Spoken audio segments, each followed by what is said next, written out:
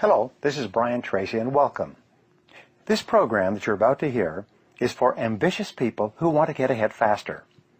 The ideas you're about to learn will save you years of hard work in achieving the goals that are most important to you.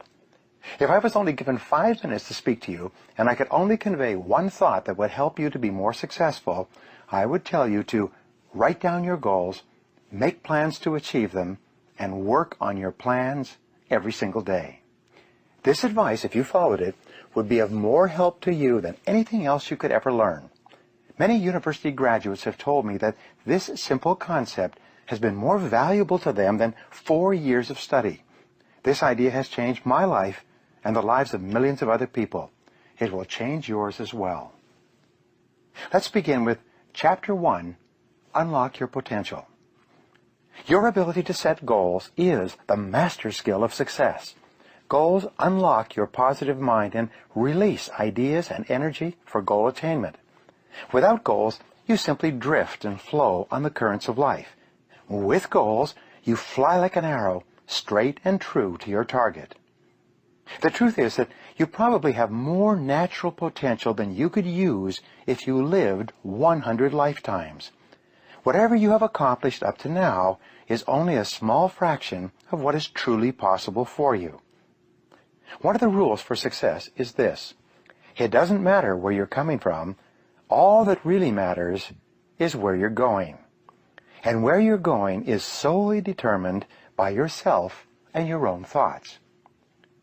Perhaps the greatest discovery in human history is the power of your mind to create almost every aspect of your life. Everything you see around you in the man-made world began as a thought or an idea in the mind of a single person before it was translated into reality.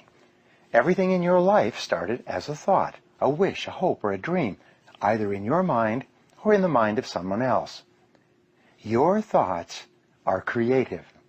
Your thoughts form and shape your world and everything that happens to you. The great summary statement of all religions, philosophies, metaphysics, psychology, and success is this: you become what you think about most of the time. Your outer world ultimately becomes a reflection of your inner world and mirrors back to you what you think about. Whatever you think about continuously emerges in your reality. Many thousands of successful people have been asked what it is that they think about most of the time. The most common answer given by successful people is that they think about what they want and how to get it most of the time. Unsuccessful, unhappy people think and talk about what they don't want most of the time. They talk about their problems and worries and who is to blame most of the time. But successful people keep their thoughts and conversation on the topics of their most intensely desired goals. They think and talk about what they want most of the time. Imagine this exercise. You take a homing pigeon out of its roost, put it in a cage, cover the cage with a blanket, put the cage in a box covered with the blanket, and then place the box into a closed truck cab. You can then drive 1,000 miles in any direction.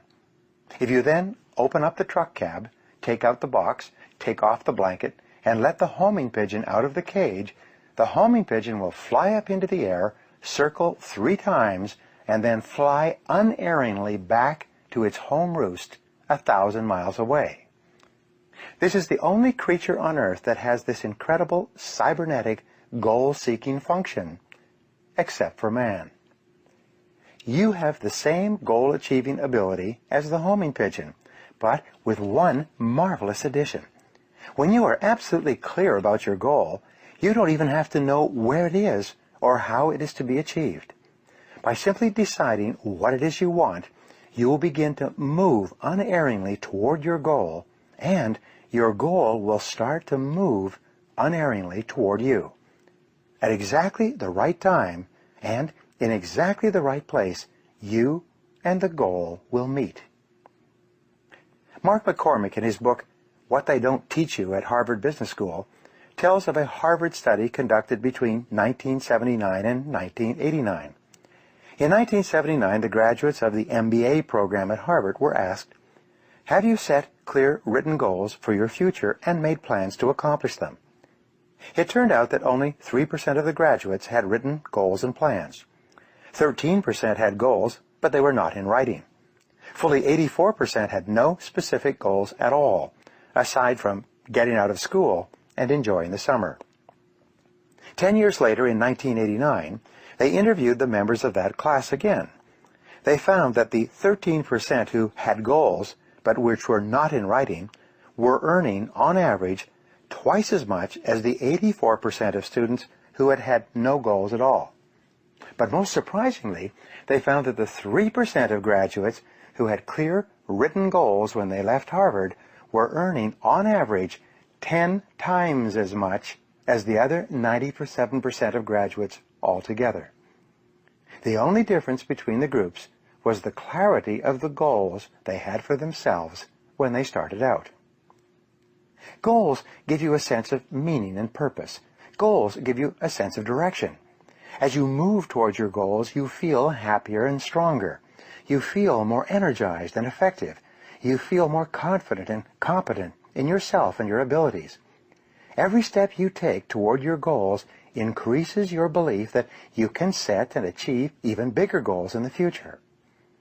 Your inborn potential is extraordinary. You have within you right now the ability to achieve almost any goal that you can set for yourself.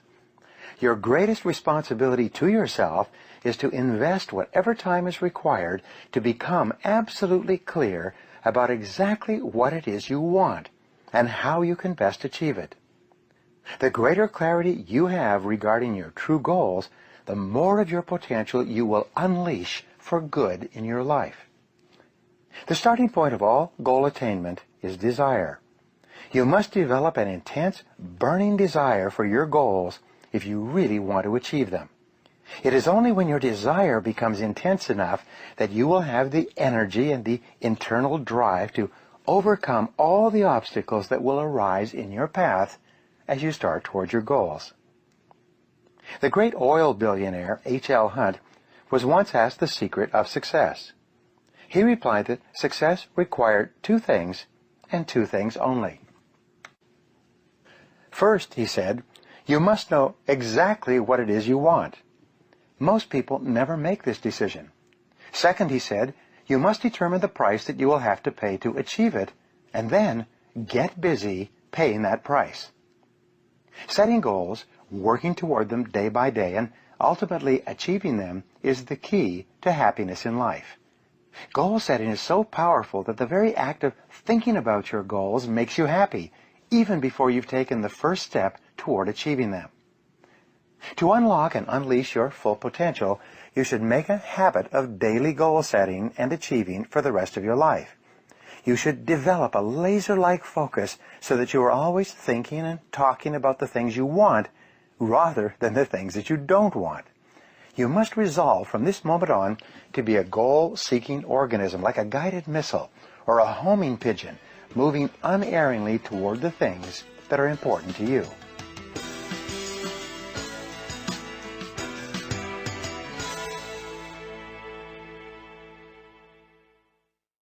Chapter 2. Take charge of your life. When I was 21, I was broke and living in a small one-room apartment in the middle of a very cold winter, working on a construction job during the day. I usually couldn't afford to go out of my apartment in the evenings, where at least it was warm, so I had a lot of time to think. One night, as I sat there at my small kitchen table, I had a great flash of awareness. It changed my life. I suddenly realized that everything that happened to me for the rest of my life was going to be up to me. No one else was ever going to help me. No one was coming to the rescue. I later learned that when you accept complete responsibility for your life, you take the giant step from childhood to adulthood. Sadly enough, most people never do this. I have met countless men and women in their 40s and 50s who are still grumbling and complaining about earlier unhappy experiences, and still blaming their problems on other people and circumstances. And many people are still angry about something that one of their parents did or did not do to or for them 20 or 30 or even 40 years ago. They are trapped in the past and they can't get free. The greatest enemies of success and happiness are negative emotions of all kinds. It is negative emotions that hold you down, tire you out, and take away all your joy in life. It is negative emotions from the beginning of time that have done more harm to individuals and societies than all the plagues of history. One of your most important goals, if you want to be truly happy and successful, is to free yourself from negative emotions. And fortunately, this can be done if you learn how. The negative emotions of fear, self-pity, envy, jealousy, feelings of inferiority, and ultimately anger are mostly caused by 4 factors. The first of the 4 root causes of negative emotions is justification. You can only be negative as long as you can justify to yourself and others that you are entitled to be angry or upset for some reason. This is why angry people are continually explaining and elaborating on the reasons for their negative feelings. However, if you cannot justify your negativity, you can't be angry. For example, a person is laid off from a job due to a change in the economy and declining sales in the company. However, the individual is angry with his boss for this decision and justifies his anger by describing all the reasons why his being laid off was unfair. He can even get himself so incensed that he decides to sue or get even in some way. As long as he continues to justify his negative feelings toward his boss and the company, his negative emotions control him and absorb much of his life and thinking. However, as soon as he says, "Well, I've been laid off. These things happen. It's not personal. People get laid off all the time. I guess I'd better get busy finding a new job," his negative emotions vanish. He becomes calm, clear, and focused on the goal and on the steps he can take to get back into the workforce. As soon as he stops justifying, he becomes a more positive and effective person. The second cause of negative emotions is rationalization. When you rationalize, you attempt to give a socially acceptable explanation for an otherwise socially unacceptable act. You rationalize to explain away or to put a favorable light on something that you have done that you feel bad or unhappy about. You excuse your behavior or actions by creating an explanation that sounds good, even though you know that you were an active agent in whatever occurred. You often create complex ways of putting yourself in the right by explaining that your behavior was really quite acceptable, all things considered. This rationalizing keeps your negative emotions alive. Rationalization and justification always require that you make someone or something else the source or cause of your problem. You cast yourself in the role of the victim, and you make the other person or organization into the oppressor or the bad guy. The third cause of negative emotions is an over-concern or hypersensitivity to the way other people treat you. For some people, their entire self-image is determined by the way other people speak to them, talk to them, or about them, or even look at them. They have little sense of personal value or self-worth apart from the opinions of others. And if those opinions are negative for any reason, real or imagined, the victim immediately experiences anger, embarrassment, shame, feelings of inferiority, and even depression, self-pity, and despair. The fourth cause of negative emotions, and the worst of all, is blaming. When I draw the negative emotions tree in my seminars, I illustrate the trunk of the tree as the propensity to blame other people for our problems. Once you cut down the trunk of the tree, all the fruits of the tree, all the other negative emotions, die immediately. From this point forward, see and think about yourself as the master of your own fate. See yourself as completely in charge of your own life. Refuse to whine and complain about things that happened in the past, which cannot be changed. Instead, orient yourself toward the future and think of what you want and where you're going. Above all, think about your goals. The very act of thinking about your goals makes you positive and purposeful again. There's a large body of psychological literature that revolves around the concept of locus of control theory. In more than 50 years of research, psychologists have determined that your personal locus of control is the determining factor of your happiness or unhappiness in life. And here's why. A person with an internal locus of control is a person who feels that he or she is in complete control of his or her life. This person feels strong, confident, and powerful. He or she is generally optimistic and positive. He or she feels terrific about him or herself and feels very much in charge of his or her destiny. On the other hand, a person with an external locus of control is a person who feels controlled by external factors, by their boss, their bills, their marriage, their childhood problems, and their current situation. They feel out of control, and as a result, they feel weak, angry, fearful, negative, hostile, and disempowered. The good news is that there's a direct relationship between the amount of responsibility you accept and the amount of control you feel. The more you say, "I am responsible," the more of an internal locus of control you develop within yourself, and the more powerful and confident you feel. There's also a direct relationship between responsibility and happiness. The more responsibility you accept, the happier you become. It seems that all three, responsibility, control, and happiness, go together. The more responsibility you accept, the greater amount of control you feel you have. The greater amount of control you feel you have, the happier and more confident you become. When you feel positive and in control of your life, you will set bigger and more challenging goals for yourself. You will also have the drive and determination to achieve them. You will feel as if you hold your whole life in your own hands, and that you can make it into whatever you decide to. The starting point of goal setting, then, is for you to realize that you have virtually unlimited potential to be, have, or do anything you really want in life, if you simply want it badly enough and are willing to work long enough and hard enough to achieve it. The second part of goal setting is for you to accept complete responsibility for your life and for everything that happens to you, with no blaming and no excuses. With these two concepts in mind, that you have unlimited potential and that you are completely responsible, you are now ready to move to the next step, which is to begin designing your ideal future.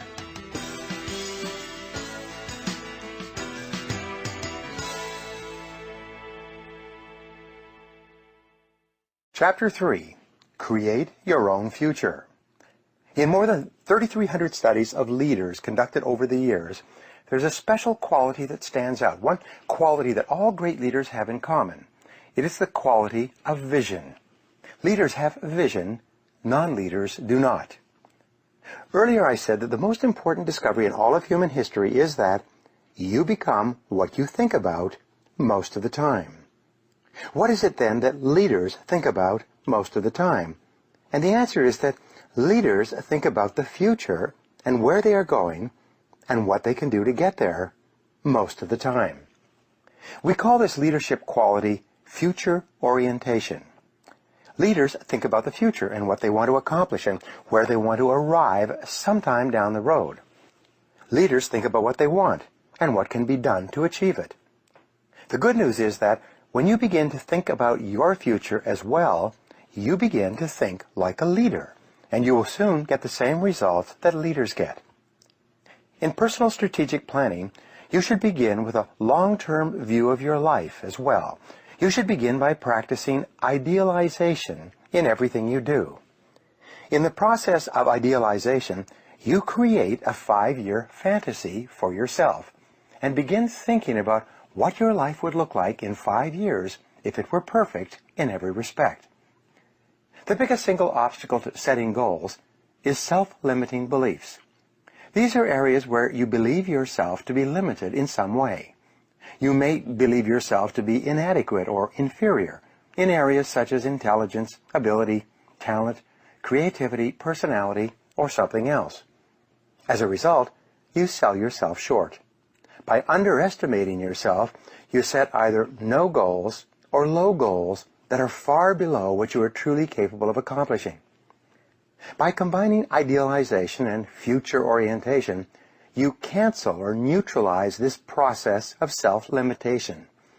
You imagine for the moment that you have no limitations at all. You imagine that you have all the time, talents, and abilities you could ever require to achieve any goal you could set for yourself. No matter where you are in life, you imagine that you have all the friends, contacts, and relationships you need to open every door and achieve anything you could really want. You imagine that you have no limitations whatsoever on what you could be, have, or do in the pursuit of the goals that are really important to you. When you practice idealization and future orientation, you make no compromises with your dreams and visions for yourself and your future. You don't settle for smaller goals or half successes. Instead, you dream big dreams and project yourself forward mentally as though you are one of the most powerful people in the universe. You create your perfect future. You decide what you really want before you come back to the present moment and deal with what is possible for you within your current situation. So, start with your business and career. Imagine that your work life was perfect 5 years from now. Answer these questions. Number 1, what would it look like? Number 2, if your work life were perfect, what would you be doing? Number 3, where would you be doing it? Number 4, who would you be working with? What level of responsibility would you have? 5, if you were at the top of your field, what kind of skills and abilities would you have? Number 6, what kind of goals would you be accomplishing? And number 7, what level of status would you have in your field if your career was perfect sometime in the future? When you answer these questions, imagine that you have no limits. Imagine that everything is possible for you. Imagine that you have a magic slate. That means you can write down anything you want. You can erase anything that may have happened in the past and create whatever picture you desire for your future. You can clean the slate at any time and start over. You have no limits. When you fantasize and imagine your perfect future, the only question you ask is, how? This is the most powerful question of all. Asking the word how repeatedly stimulates your creativity and triggers ideas to help you accomplish your goals. Unsuccessful people always wonder whether or not a particular goal is possible. High achievers, on the other hand, only ask the question, how? They then set to work to find ways to make their visions and goals into realities. When you have clear, exciting goals and ideals, you will feel happier about yourself and your world. You'll be more positive and optimistic. You'll be more cheerful and enthusiastic. You will feel internally motivated to get up and get going every morning, because every step you're taking will be moving you in the direction of something that is important to you. Resolve to think about your ideal future most of the time. Remember, the very best days of your life lie ahead. The happiest moments you will ever experience are still to come. The highest income you will ever earn is going to materialize in the months and years ahead. The future is going to be better than anything that may have happened in your past. There are no limits. The clearer you can be about your long-term future, the more rapidly you will attract people and circumstances into your life to help make that future a reality. The greater clarity you have about who you are and what you want, the more you will achieve, and the faster you will achieve it in every area of your life.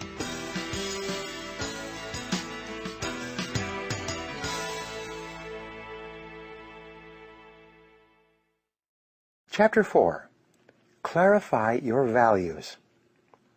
One of the most important characteristics of leaders and top people in every area of life is that they know who they are, what they believe in, and what they stand for. Average people are usually confused about their goals, values, and ideals, and As a result, they go back and forth and accomplish very little. Men and women who become leaders, on the other hand, with the same or even fewer abilities and opportunities, go on to accomplish great things in whatever they attempt. Life is lived from the inside out. The very core of your personality is your values. Your values are what make you the person you are. Everything you do on the outside is dictated and determined by your values on the inside, whether clear or fuzzy. The greater clarity you have regarding your values on the inside, the more precise and effective will be your actions on the outside. You can imagine your personality by thinking of a target with concentric rings from the inside to the outside. Your personality is also made up of 5 rings starting from the center, your values, and radiating outward to the next circle, which is your beliefs. You see, your values determine your beliefs about yourself and the world around you. If you have positive values, such as love, compassion, and generosity, you will believe that people in your world are deserving of these values, and you will treat them accordingly. Your beliefs, in turn, determine the 3rd ring of your personality, your expectations. If you have positive values, you will believe yourself to be a good person. If you believe yourself to be a good person, you will expect good things to happen to you. If you expect good things to happen to you, you will be more positive, cheerful, and future-oriented. You will look for the good in other people and other situations. And surprise, surprise, your expectations will become your realities.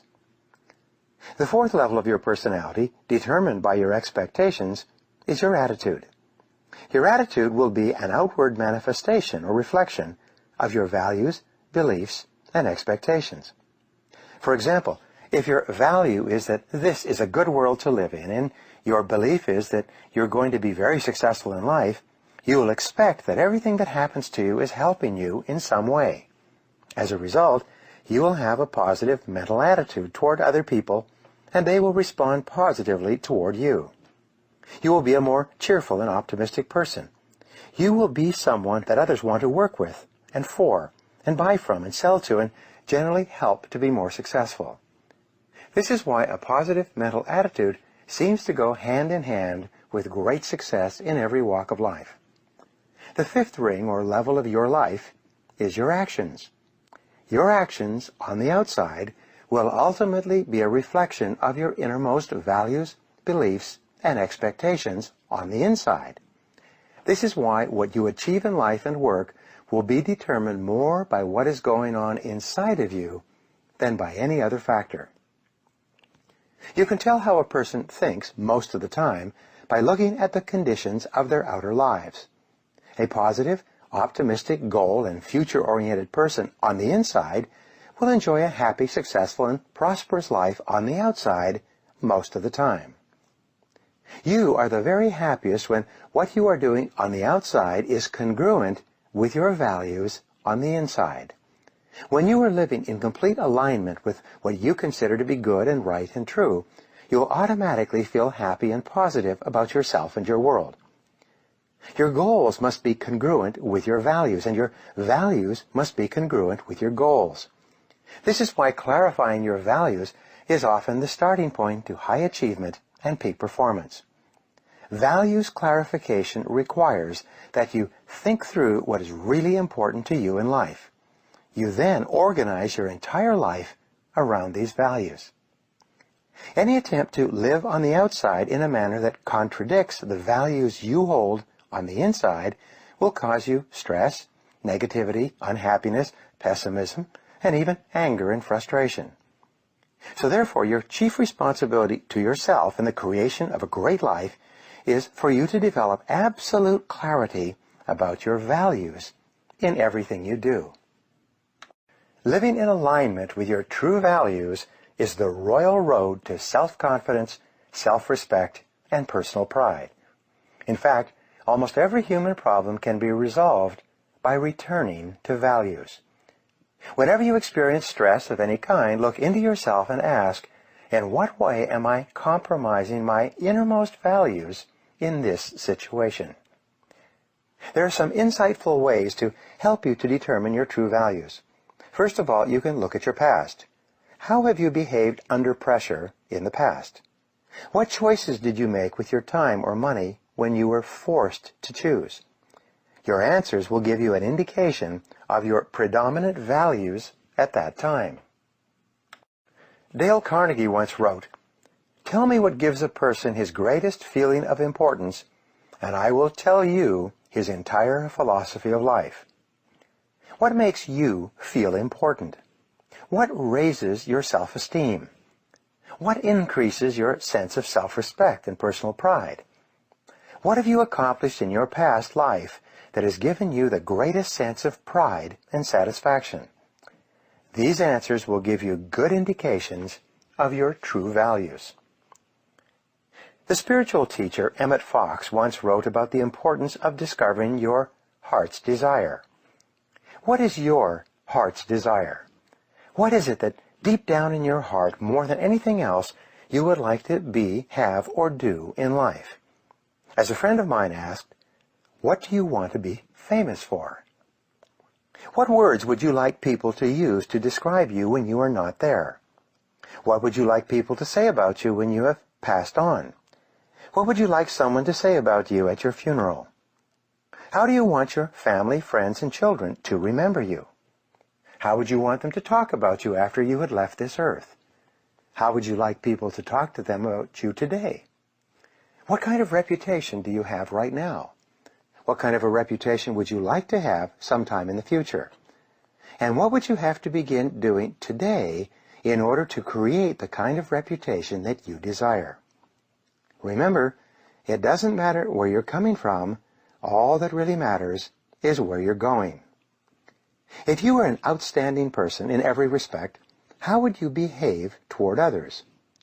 What sort of impression would you leave on others after you had met them and spoken with them? Imagine you could be a completely excellent person. How would you be different from today? In psychology, your level of self-esteem determines your level of happiness. Self-esteem is defined as how much you like yourself. Your self-esteem, in turn, is determined by your self-image. This is the way you see yourself and think about yourself in your day-to-day interactions with others. Your self-image is shaped by your self-ideal. Your self-ideal is made up of the virtues, values, goals, hopes, dreams, and aspirations that you have for yourself sometime in the future. Here is what psychologists have discovered. The more your behavior in the moment is consistent with what you feel your ideal behavior should be, the more you like and respect yourself, and the happier you are. Your aim should be to deliberately and systematically create the circumstances that raise your self-esteem in everything you do. You should live your life as though you are already the outstanding person that you intend to be sometime in the future. What are your values today with regard to your work and your career? Do you believe in the values of integrity, hard work, dependability, creativity, cooperation, initiative, ambition, and getting along well with other people? People who live these values in their work are vastly more successful and more highly esteemed than people who do not. What are your values with regard to your family? Do you believe in the importance of unconditional love, continuous encouragement and reinforcement, patience, forgiveness, generosity, warmth, and attentiveness? People who practice these values consistently with the important people in their lives are much happier than people who do not. What are your values with regard to money and financial success? Do you believe in the importance of honesty, industry, thrift, frugality, education, excellent performance, quality, persistence? People who practice these values are far more successful in their financial lives than those who do not, and they're far more successful far faster as well. What about your health? Do you believe in the importance of self-discipline, self-mastery, and self-control with regard to diet, exercise, and rest? Do you set high standards for your levels of health and fitness and then work every day to live up to those standards? People who practice these values live longer, healthier lives than people who do not. Perhaps the most important value of all is that of integrity. A billionaire once said to me, "Integrity is not so much a value in itself," he said, "it is rather the value that guarantees all the other values." Wow, this was a great insight for me. Once you've decided that you're going to live consistent with a value, your level of integrity determines whether or not you follow through on your commitment. The more you discipline yourself to live consistent with the very best you know, the greater is your level of personal integrity. And the higher your level of integrity, the happier and more powerful you will feel in everything you do. Truly great men and women are always described as having high levels of integrity. They live their lives consistent with their highest values, even when no one is looking. Mediocre men and women, on the other hand, are always cutting corners and compromising their integrity, especially when no one is watching. Decide today to be a man or woman of honor. Resolve to tell the truth and to live in truth with yourself and other people. Crystallize your values in each area of your life. Write them down. Think of how you would behave if you were living consistent with those values, and then refuse to compromise them for any reason. Once you accept complete responsibility for your life and for everything that happens to you, and then create an ideal picture of your perfect future and clarify your values, you are now ready to begin setting clear, specific goals in every area of your life.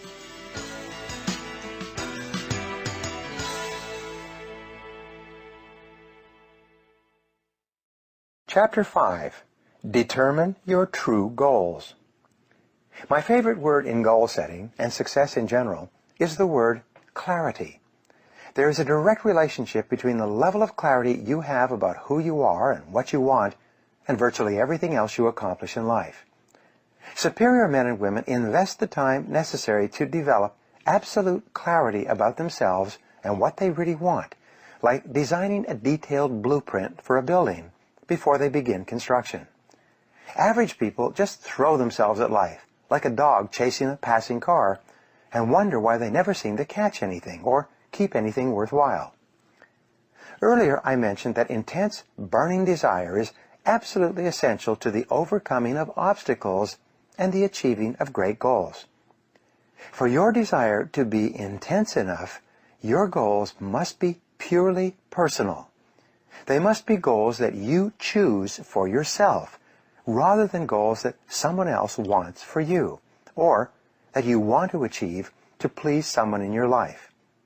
In goal setting, for the process to be effective, you must be perfectly selfish about what it is that you really, really want for yourself. One of the most important questions in goal setting is this: what do I really want to do with my life? If you could do or be or have anything at all in life, what would it be? Remember, you can't hit a target you can't see. You should return to this question over and over again in the months and years ahead. What do I really want to do with my life? In determining your true goals, you start with your vision, your values, and your ideals. When you begin, these will often feel a bit like fantasies, detached from reality. However, now your job is to make them concrete, like designing a dream house on paper. You start with your general goals and then move to more and more specific goals. For example, ask these questions. Number 1, what are your 3 most important goals in your business and career right now? Number 2, what are your 3 most important financial goals right now? Number 3, what are your 3 most important family or relationship goals right now? And 4, what are your 3 most important health and fitness goals right now? The flip side of the above questions is for you to ask, what are my 3 biggest worries or concerns in life right now? What bothers you, worries you, concerns you, and preoccupies you in your day-to-day life? What aggravates or irritates you? What is robbing you of happiness more than anything else?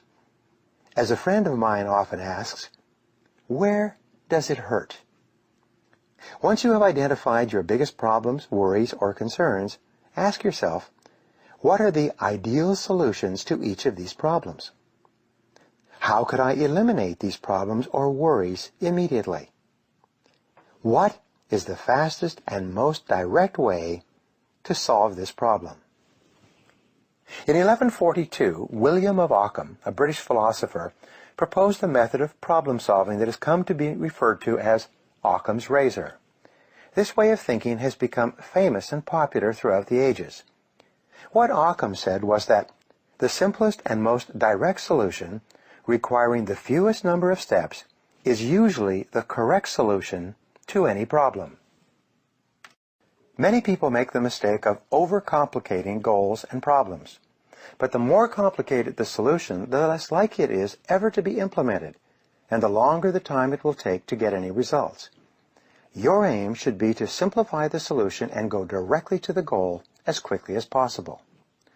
For example, many people tell me that they would like to double their incomes. If they are in sales, I ask them, what is the fastest and most direct way to double your income?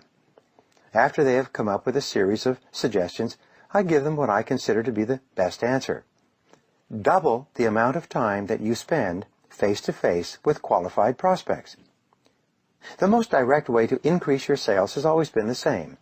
Spend more time with better prospects. If you don't upgrade your skills or change anything else about what you are doing, but you double the number of minutes that you spend face-to-face with prospects each day, you will probably double your sales income. In setting goals for your life, short and long term, you should continually ask yourself, what do I most enjoy doing in each area of my life?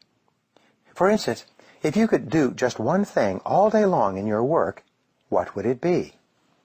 If you could do any job or full-time activity all the time without pay, what would it be? What sort of work or activity gives you the greatest joy and satisfaction? The psychologist Abraham Maslow identified what he called peak experiences, those moments or times when the individual feels the happiest, most elated, and exhilarated. One of your aims in life is to enjoy as many peak experiences as possible. You achieve this by thinking back and identifying those moments of peak experience in your past, and then by imagining how you could repeat them in your present and future. What have been your happiest moments in life up to now? How could you have more of those moments in the future? What do you really love to do? You should have goals for social and community involvement and contribution as well. Think about what kind of a difference you would like to make in your world. What organizations, causes, needs, or social problems would you like to work on or in? What changes would you like to see? Who is there who is less fortunate than you that you would like to help? If you were independently wealthy, what causes would you support? Most of all, what could you do today to begin making a difference in your world?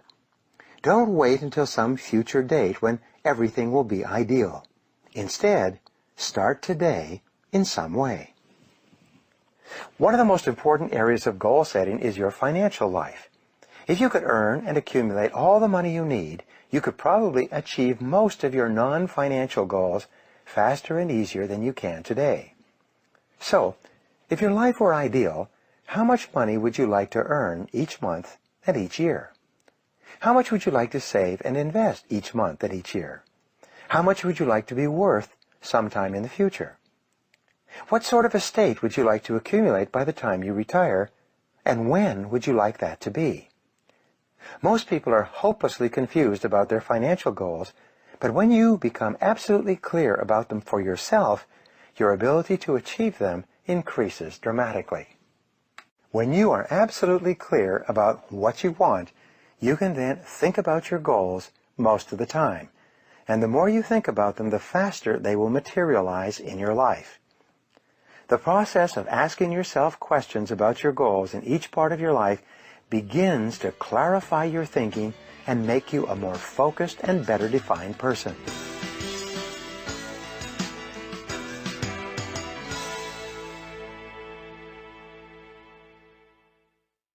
Chapter 6, Analyze Your Beliefs. Perhaps the most important of all mental laws is the law of belief. This law says that whatever you believe with conviction becomes your reality. You do not believe what you see what you already believe. You actually view your world through a lens of beliefs, attitudes, prejudices, and preconceived notions. Dr. William James of Harvard said in 1905, "Belief creates the actual fact." He went on to say that the greatest revolution of my generation is the discovery that individuals, by changing their inner attitudes of mind, can change the outer aspects of their lives. The worst of all beliefs are self-limiting beliefs. If you believe yourself to be limited in some way, whether or not it is true, it becomes true for you. If you believe it, you will act as if you were deficient in that particular area of talent or skill. Overcoming self-limiting beliefs and self-imposed limitations is often the biggest obstacle standing between you and the realization of your full potential. Self-limiting beliefs, sometimes based on a single experience or a casual remark, can hold you back for years. Almost everyone has had the experience of mastering a skill in an area where they thought that they had no ability, and being quite surprised at themselves. Perhaps this has happened to you. You suddenly realize that your limiting ideas about yourself in that area were not based on fact at all. Many people, because of their negative beliefs, most of which are erroneous, falsely consider themselves to be limited in intelligence, talent, capability, creativity, or skill of some kind. In virtually every case, however, these beliefs are false. The fact is that you have more potential than you could ever use in your entire lifetime. The good news about beliefs is that all beliefs are learned. They can therefore be unlearned, especially if they're not helpful. The starting point of unlocking more of your potential is for you to identify your self-limiting beliefs and then ask, what if they were not true at all? What if you were possessed of an extraordinary ability in an area where you didn't think you were very good at all, such as selling, entrepreneurship, public speaking, or money-making? Imagine that there was a belief store, very much like a computer software store, that you could visit and purchase a belief to program into your subconscious mind. If you could choose any set of beliefs at all, which beliefs would be the most helpful to you? Here is my suggestion. Select this belief. I am destined to be a big success in life. If you absolutely believe that you are destined to be a big success, you will walk, talk, and act as if everything that happens to you in life is part of a great plan to make you successful. And as it happens, this is how the top people think in every field. Top people look for the good in every situation. They know that it is always there. No matter how many reversals and setbacks they experience, they expect to get something good out of everything that happens to them. They believe that every setback is part of a great plan that is moving them inexorably toward achieving the great success that is inevitable for them. If your beliefs are positive enough, you will seek the valuable lesson in every setback or difficulty. You will confidently believe that there are many things that you have to learn on the road to achieving and keeping your ultimate success. You therefore look upon every problem as a learning experience. Emmett Fox, the spiritual teacher I mentioned before, once said that your main job in life is to create the mental equivalent within yourself of what you want to realize and enjoy in your outer world. Your focus must be on creating the beliefs within yourself that are consistent with the great success you want to be in your outer world. You achieve this by challenging your self-limiting beliefs, by rejecting them, and then acting as if they did not exist. You reinforce the development of new life-enhancing beliefs by increasing your knowledge and skills in your field to the point where you feel equal to any demand or challenge. You accelerate the development of new positive beliefs by setting bigger and more exciting goals in every area. Finally, you act continually as if you are already the person that you desire to be. Your aim is to reprogram your subconscious mind for success by creating the mental equivalent in everything you do or say. Your beliefs are always manifested in your words and actions. Make sure that everything you say and do from now on is consistent with the beliefs that you want to have and the person that you want to become. In time, you will replace more and more of your self-limiting beliefs with life-enhancing beliefs. Over time, you will completely reprogram yourself for success. When this occurs, the transformation that takes place in your outer life will amaze you and all the people around you.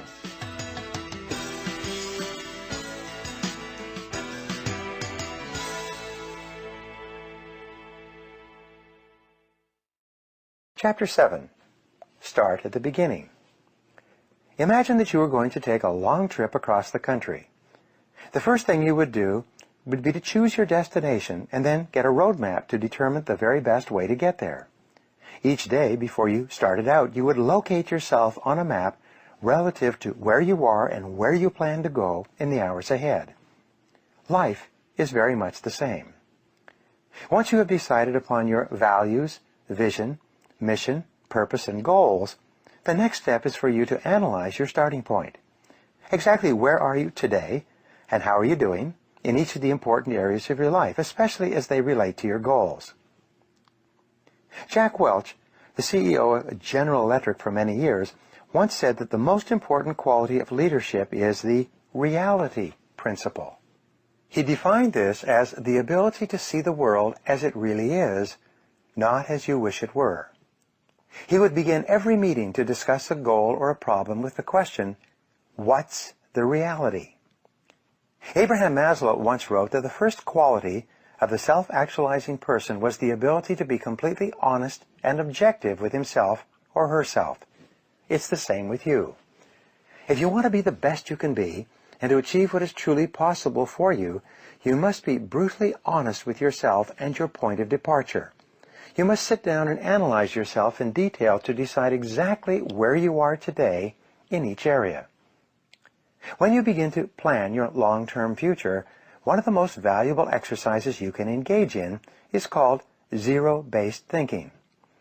In zero-based thinking, you ask this question: knowing what I now know, is there anything that I am doing today that I wouldn't start up again today if I had to do it over, knowing what I now know?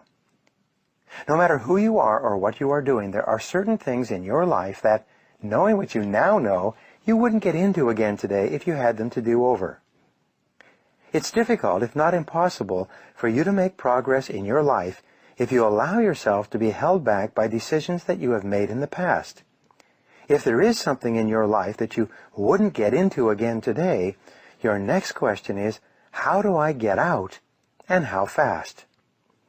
Apply zero-based thinking to the people in your life, both business and personal. Is there any relationship in your life that, knowing what you now know, you wouldn't get into? Is there any person that you have hired, assigned, or promoted that, knowing what you now know, you wouldn't hire back again today? Is there any person that you are working with or for that, knowing what you now know, you wouldn't get involved with again today? Be perfectly honest with yourself when you ask and answer these questions. Examine every aspect of your work life and career. Is there any job that you have taken on that, knowing what you now know, you wouldn't get into? Is there any part of your business or work that, knowing what you now know, you wouldn't start up again? Is there any activity, process, product, service, or expenditure in your business that, knowing what you now know, you wouldn't embark upon again today if you had to do it over? After people and work considerations, look at your investments. Is there any investment of time, money, or emotion that, knowing what you now know, you wouldn't get into again today if you had to do it over? If the answer is no, how do you get out, and how fast? Fully 70% of the decisions that you make will turn out to be wrong in the fullness of time. When you made the decision or commitment, It was probably a good idea, based on the circumstances and knowledge of the moment. But now, the situation may have changed, and it is time to zero-base it, based on the way things are today. You can usually tell if you are in a zero-based thinking situation because of the stress that it causes. Whenever you are involved in something that, knowing what you now know, you wouldn't get into, you experience ongoing stress, aggravation, irritation, and anger. Sometimes people spend an enormous amount of time trying to make a business or personal relationship succeed. But if you zero-base this relationship, the correct solution is often to get out of the relationship altogether. The only real question is whether or not you have the courage to admit that you were wrong and then take the necessary steps to correct the situation. When you embark on the achievement of any great goal, you should imagine that at any time you could start your career over again. Never allow yourself to feel locked in or trapped by a particular decision from the past. Keep focused on the future. Many people today are walking away from their educations, their businesses, their industries, and their years of experience and getting into something completely new and different. They are honest enough to recognize that there is a limited future in the direction they are going, and they are determined to get into something where the future possibilities are far greater. You must do the same. In doing a baseline assessment of yourself and your life, you must face the facts, whatever they are. As Harold Janine of ITT once said, facts don't lie. Seek out the real facts, not the obvious facts, the apparent facts, the hoped-for facts, or the wished-for facts. The true facts are what you need to make good decisions. Take a hard look at your current company and industry. Take a hard look at your current job situation. Take a hard look at your market relative to your competitors. In reinventing yourself, stand back and think about starting your career over again today, knowing what you now know. Imagine that your job and your industry disappeared overnight. Imagine that you had to make brand new career choices. If you were starting over again today with your special combination of talents and skills, what would you choose to do that is different from what you are doing now? In mentally starting over, as though you were beginning your career anew, look deeply into yourself as well. What good habits do you have that are helping you and moving you toward your goals? What bad habits have you developed that may be holding you back? What are your very best qualities of character and personality? What are your weakest qualities? What new habits and qualities do you need to develop to get the very most out of yourself, and what is your plan to begin developing them?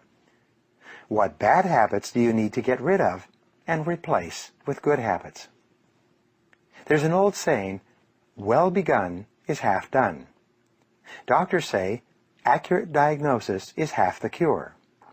Taking the time to honestly evaluate each part of your situation before you launch toward your goal will save you months and even years on your journey. In many cases, it will force you to reevaluate your goals in the light of superior analysis and knowledge.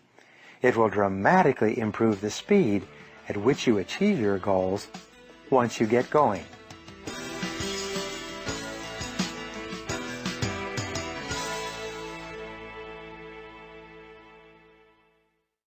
Chapter 8. Measure your progress.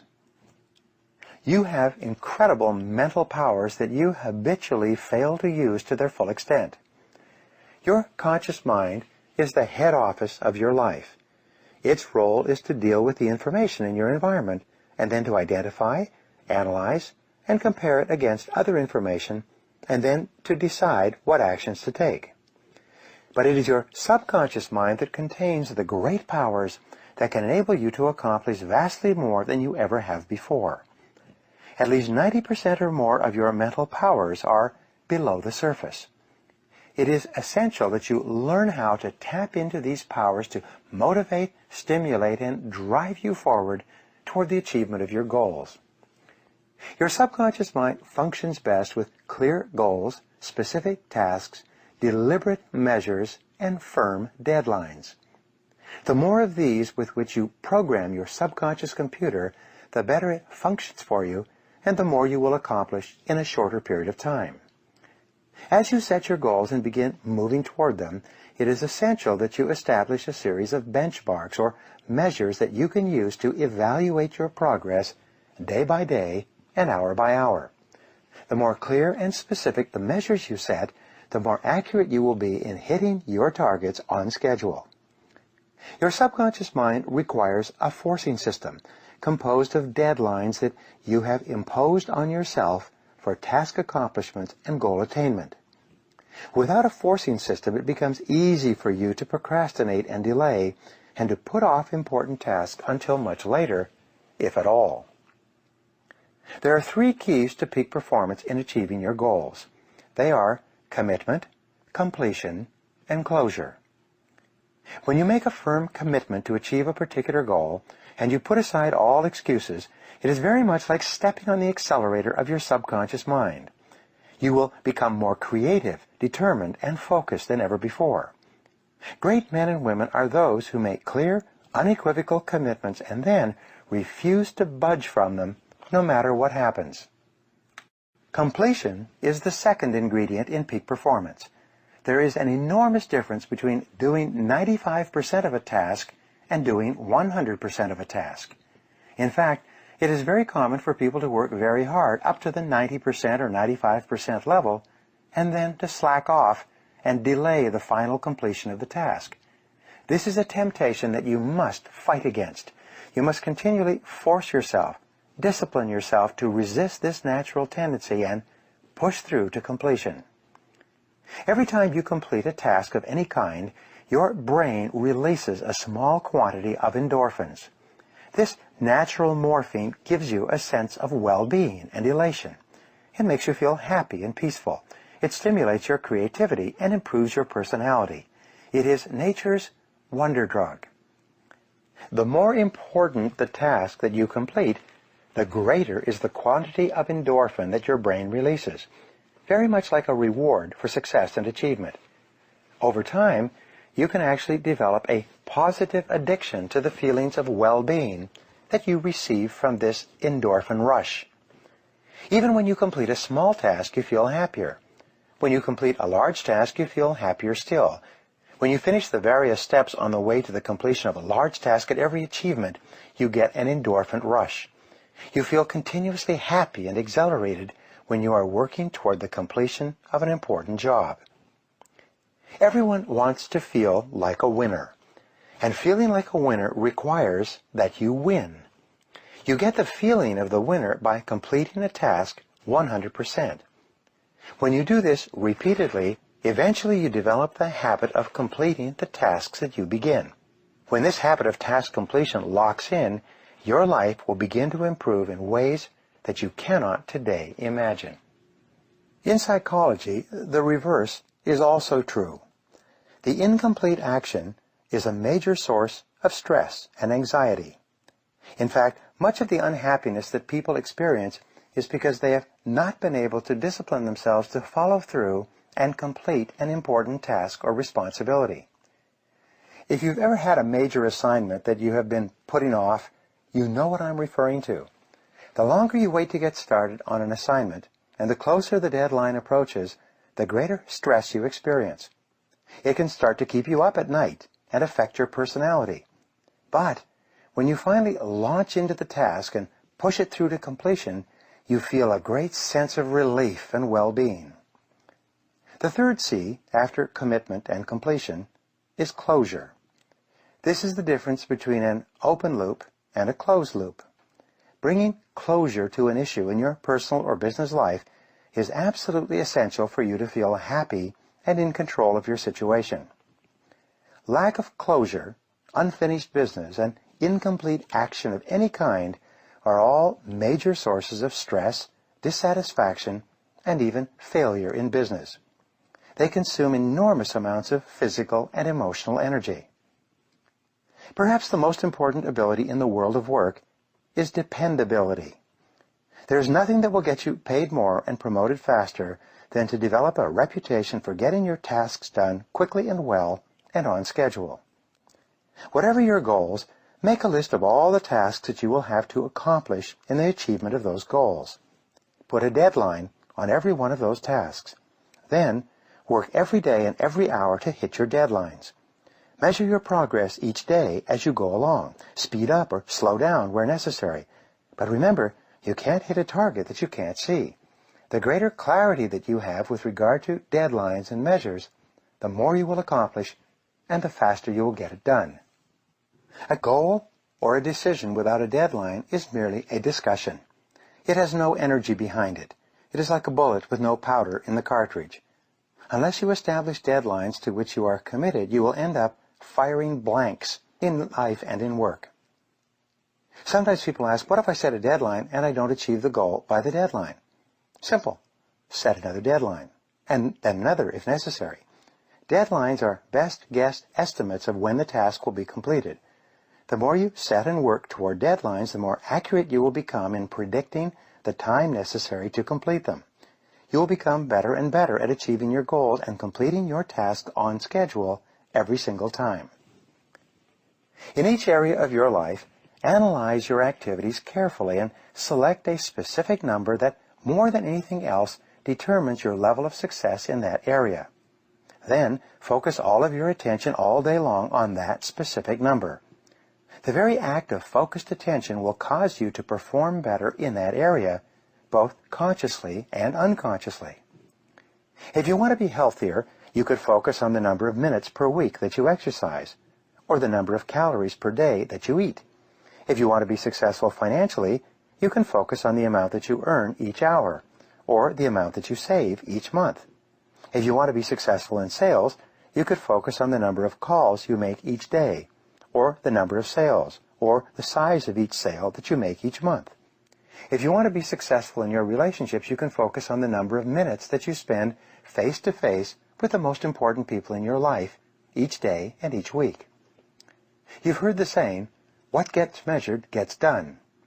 There's another saying, if you can't measure it, you can't manage it.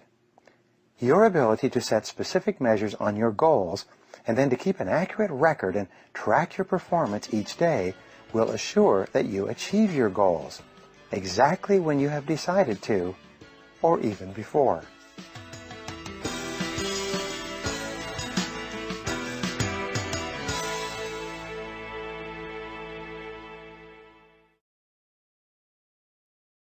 Chapter 9. Remove the roadblocks. How many times do you think that people try to achieve their new goals before they give up? Well, the average is less than one time.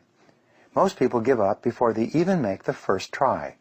And the reason they give up is because of all the obstacles, difficulties, problems, and roadblocks that immediately appear as soon as you decide to do something that you've never done before. The fact is that successful people fail far more often than unsuccessful people. Successful people try more things, fall down, pick themselves up, and try again over and over again before they win through. Unsuccessful people try a few things, if they try at all, and very soon quit and go back to what they were doing before. You should expect to fail and fall short many times before you achieve your goals. You should look upon failure and temporary defeat as a part of the price that you pay on your road to the success that you will inevitably achieve. As Henry Ford once said, failure is merely an opportunity to more intelligently begin again. Once you have decided upon your goal, ask yourself, why am I not there already? What is holding you back? Why haven't you achieved that goal up to now? Identify all the obstacles that stand between you and your goal. Write down every single thing that you can think of that might be blocking you or slowing you down from moving ahead. Remember, you become what you think about most of the time. In the area of problems and difficulties, successful people have a particular way of thinking that we call solution orientation. Successful people think about solutions most of the time. Unsuccessful people think about problems and difficulties most of the time. Solution-oriented people are constantly looking for ways to get over, around, and past the obstacles that stand in their ways.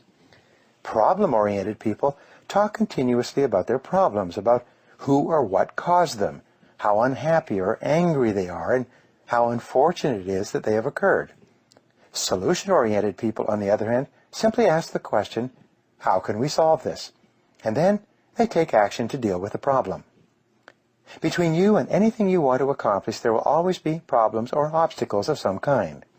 This is why success is sometimes defined as the ability to solve problems.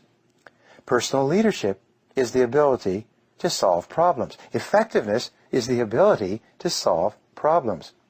All men and women who accomplish anything of importance are people who have developed the ability to solve the problems that stand between them and their goals. One of the most important breakthroughs in thinking in the last few decades was described by Elihu Goldratt in his book The Goal as the theory of constraints. This theory says that between you and anything you want to accomplish, there is a constraint or limiting factor that determines how fast you get to where you want to go. For example, if you are driving down the freeway and there is traffic construction that is narrowing all the cars into a single lane, this bottleneck or choke point becomes the constraint that determines how fast you get to your destination.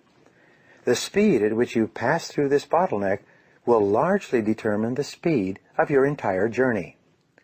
In accomplishing any major goal, there's always a constraint or bottleneck that you must get through as well. Your job is to identify it accurately and then to focus all of your energies on alleviating that key constraint. Your ability to remove this roadblock or deal with this limiting factor can help you move ahead faster than perhaps any other step you can take. The 80-20 rule says that 80% of your constraints will be within yourself.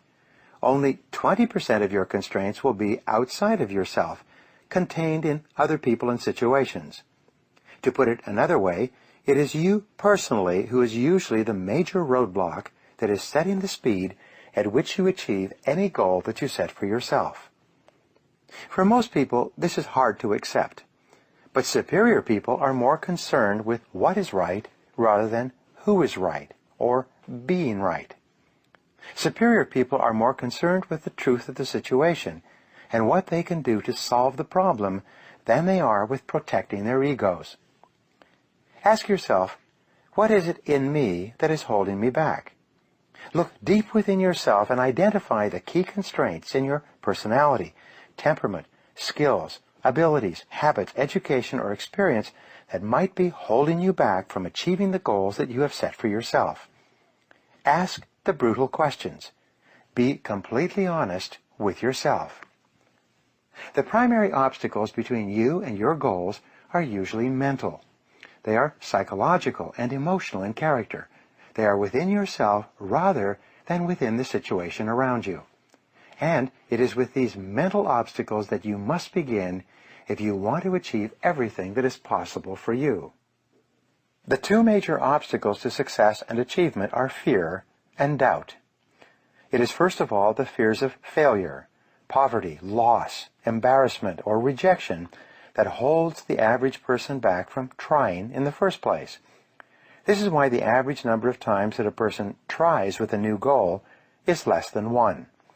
As soon as he or she thinks of the goal, these fears overwhelm him or her and, like a bucket of water on a small fire, extinguishes the desire completely.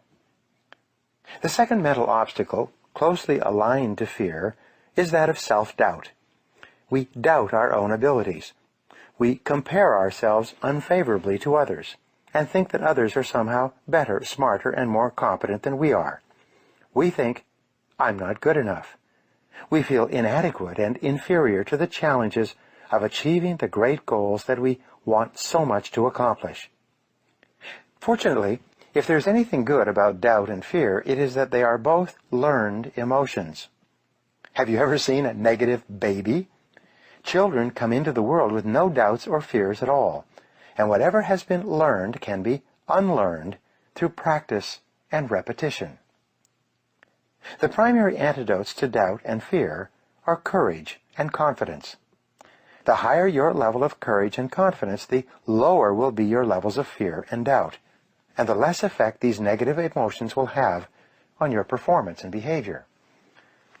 The way that you develop courage and confidence is with knowledge and skill. Most fear and doubt arises out of ignorance and feelings of inadequacy of some kind. The more you learn the things you need to know to achieve your goals, the less fear you will feel on the one hand, and the more courage and confidence you will feel on the other. Think about learning to drive for the first time. You were probably extremely tense and nervous and made a lot of mistakes. You may have driven erratically and been a danger to yourself and others. But over time, as you mastered the knowledge and skills of driving, you became better and better, and your confidence increased.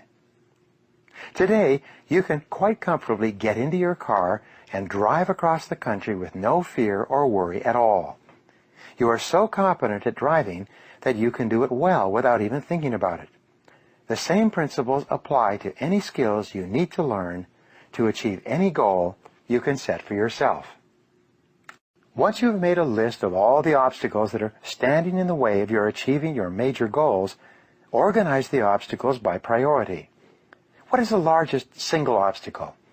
If you could wave a magic wand and remove one major obstacle from your path, which one obstacle, if removed, would help you the most in moving ahead more rapidly? Management consultant Ian Mitroff has an interesting set of observations with regard to problem solving and the removal of obstacles. He says that, whatever the problem, define it in several different ways before you attempt to solve it. Beware of any problem for which there is only one definition or one solution.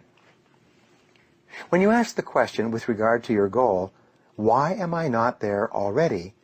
What answer comes to mind? What is holding you back? What is standing in your way? It is at this point that you have to drill down to determine the correct obstacle before you begin taking steps to remove it. You do this by asking the question, what else could be the problem? After each definition of the problem. In the book, The McKinsey Way, describing the management consulting practices of McKinsey & Company, the authors point out that one of the greatest wastes of time and money is in applying the wrong solution to the wrong problem in the first place. This can apply to your problems and obstacles as well. By identifying the constraints or reasons that you are not achieving your personal income goals, each definition leads to a different set of solutions. They require that you think in different ways. In your personal life, it's the same.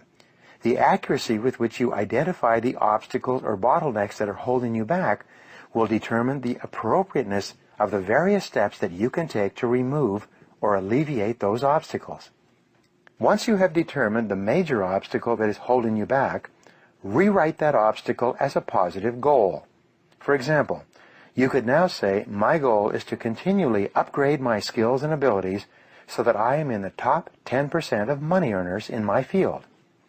You then make a list of all the things that you could do to upgrade your knowledge and skills, improve your time management, increase your efficiency and effectiveness, and make more sales for your company.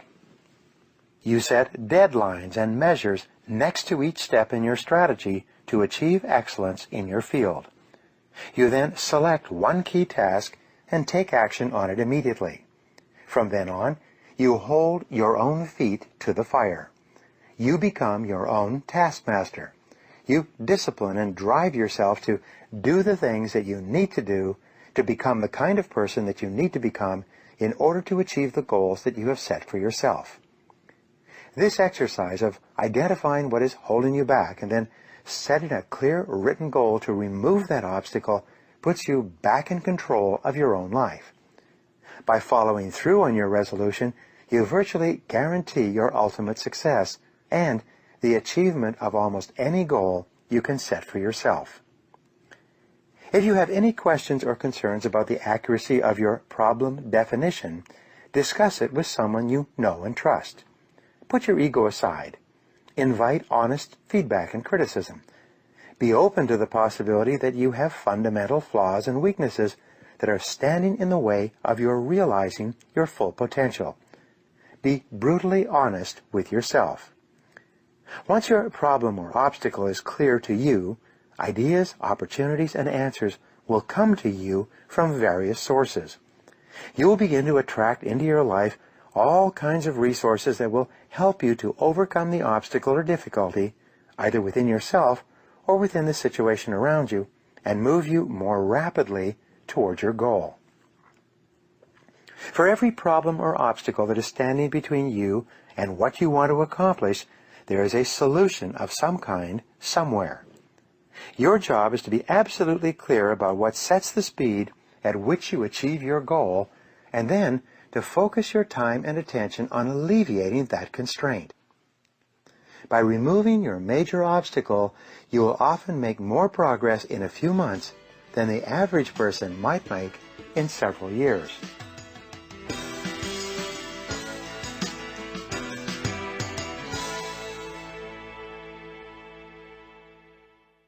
Chapter 10. Become an expert in your field. One of the qualities of top people is that at a certain point in their careers, they decided to commit to excellence. They decided to be the best at what they do. They decided to pay any price, make any sacrifice, and invest any amount of money necessary to become very good in their chosen fields. And as a result of this decision, they pulled away from the pack of average performers and moved themselves upward into the income category where today they earn 3, 4, 5, and even 10 times as much as their peers who have not made this commitment. Everyone who is in the top 10% in their field started in the bottom 10%. Everyone who is doing well today was once doing poorly. And even more importantly, whatever others have done within reason, you can do as well. No one is smarter than you, and no one is better than you. People are just better or smarter in different areas. In addition, all business skills are learnable. People who are doing better in some area of business have learned the essential skills in combination with other skills before you have. If you are not achieving what others are achieving, it simply means that you have not learned those skills yet. You can learn anything you need to learn to achieve any goal you can set for yourself. There are no real limits on what you can accomplish except for the limits that you place on your own mind and imagination.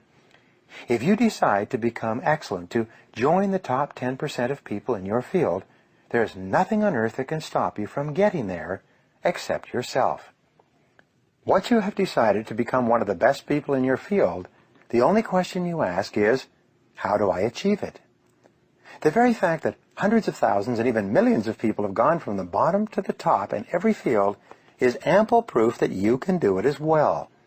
Many of these people, if not most of them, may not even have the natural talents and abilities that you have already.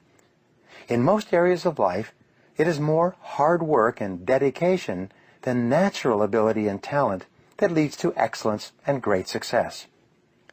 You begin your journey to excellence by asking the question, what additional knowledge, skills, and information will I need to lead my field in the months and years ahead? Project yourself forward 3 to 5 years and imagine that you are already one of the very best and highest paid people in your industry. What would have happened? What would you have to have done, learned, or accomplished to reach this point? What skills would you have had to master to lead your field? Here is the great go-forward question for the rest of your working life. What one skill, if you developed and did it in an excellent fashion, would have the greatest positive impact on your career? This becomes your focal point for personal and professional development. Your answer to this question is essential to your achieving excellence in your field. Keep asking yourself, what one skill, if I developed and did it in an excellent fashion, would have the greatest positive impact on my income and on my future in my current job? If you're at all unsure about the answer to this question, go to your boss and ask him or her. Ask your coworkers. Ask your staff. Ask your spouse and your friends. It's absolutely essential that you find out the answer to this question, what one skill would help you the most, and then focus all of your energies on improving your performance in this particular area. Once you have achieved mastery in your weakest key skill area, you then ask the question again. Now what one skill will help me the most? And whatever your answer to that question, you go to work on that skill until you achieve mastery in that area as well. You are born with certain natural skills, abilities, tendencies, strengths, weaknesses, and talents. These emerge in early life and usually crystallize in your late teens. They don't change very much over the course of your lifetime. One of the most important things you do in your career is to identify what it is that you are really good at, or what it is that you can become good at, and then put your whole heart into becoming excellent in that area. Mary Baker Foley, a management consultant in the 1920s, once wrote, "The very best direction to ride a horse is in the direction it is going. The very best way to develop yourself is in the direction of your natural talents and interests." Jim Cathcart, the author and speaker, says, "Nurture your nature." This is extremely important advice that you should follow throughout your career. You are put on this earth with special talents and abilities that make you unique and different from all other people who have ever lived. Throughout your life, you have often found yourself drawn to an area of activity where your special talents and abilities have enabled you to accomplish more and to enjoy what you are doing at a higher level than anything else you could do. One of your great goals in life is to identify and isolate the one or two things that you can do better and enjoy more than anything else, and then concentrate on becoming absolutely excellent in those areas. Michael Jordan, the basketball player, once said, "Everybody has talent, but ability takes hard work." The poet Longfellow once wrote, "The great tragedy of the average man is that he goes to his grave with his music still in him." You could struggle for years at a job for which you were ill-suited, and then find yourself in the perfect field and make more progress in a couple of years than you had made in the 20 years preceding. Most self-made millionaires say, "I never worked a day in my life." What they did was to find out what they really enjoyed, and then they did more and more of it. There are 8 ways for you to identify and determine your special talents and what you are uniquely suited to do. Here they are. First, you will always be the best and happiest at something that you love to do. If you could afford it, you would do it without pay. It brings out the very best in you, and you get a tremendous amount of satisfaction and enjoyment when you are engaged in that particular work. Second, you do it well. You seem to have a natural ability to perform in that area. Third, this talent has been responsible for most of your success and happiness in life up to now. From an early age, it is something that you have enjoyed to do and from which you got the greatest rewards and compliments from other people. Fourth, it is something that it was easy for you to learn and easy to do. In fact, it was so easy to learn that you actually forgot when and how you learned it. You just found yourself doing it easily and well one day. Fifth, it holds your attention. It absorbs you and fascinates you. You like to think about it, read about it, talk about it, and learn about it. It seems to attract you like a moth to a flame. Sixth, you love to learn about it and become better at it all your life. You have a deep inner desire to really excel in this particular area. Seventh, when you do what you're ideally suited to do, time stands still. You can often work in your area of special talent for long periods without eating or sleeping, hour after hour, because you get so involved in it. And eighth, you really admire and respect other people who are good at what you are most suited to do. You want to be like them and to be around them and to emulate them in every way. If the above descriptions apply to anything that you are doing or anything that you have done in the past, they can lead you into what you were uniquely put on this earth to do, to your heart's desire. It is quite common that if you are weak in a particular skill, you will avoid taking action in that skill. you will fall into the trap of learned helplessness. You will say, I'm not really very good in that area, or I don't have any natural talent or ability in that skill. But this is merely rationalization and justification. If the skill is important enough to you, you can learn it. The very worst decision of all is for you to allow yourself to be held back for months or years because you lack a single, simple skill that is readily learnable through dedication and determination. Don't let this happen to you. It is not practice that makes perfect. It is imperfect practice that eventually makes perfect. Whenever you start something new, you can expect to do it poorly. You will feel clumsy and awkward at first. You will feel inadequate and inferior. You will often feel silly and embarrassed. But this is the price that you pay to achieve excellence in your field. You will always have to pay the price of success in advance, and that price often involves the hard work of mastering a difficult skill that you need to move to the top of your field.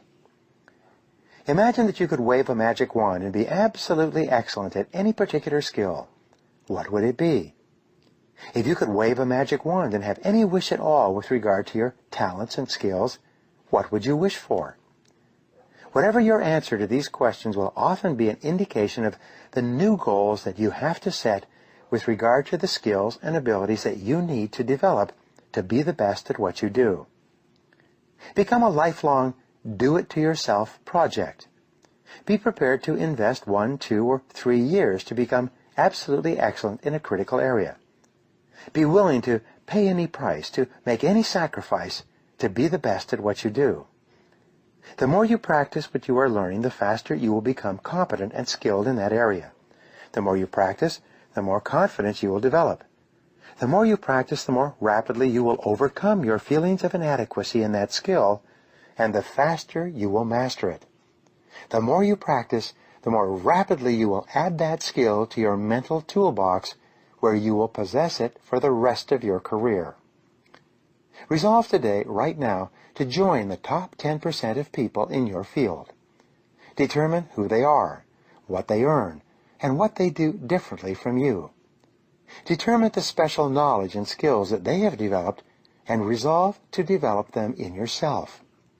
Remember, anything that anyone else has done within reason, you can do as well. No one is better than you, and no one is smarter than you. The very fact that the top people in your field were at one time not even in your field at all is proof that whatever they have achieved, you can achieve yourself if you simply set it as a goal and work at it long enough and hard enough. There are no real limits.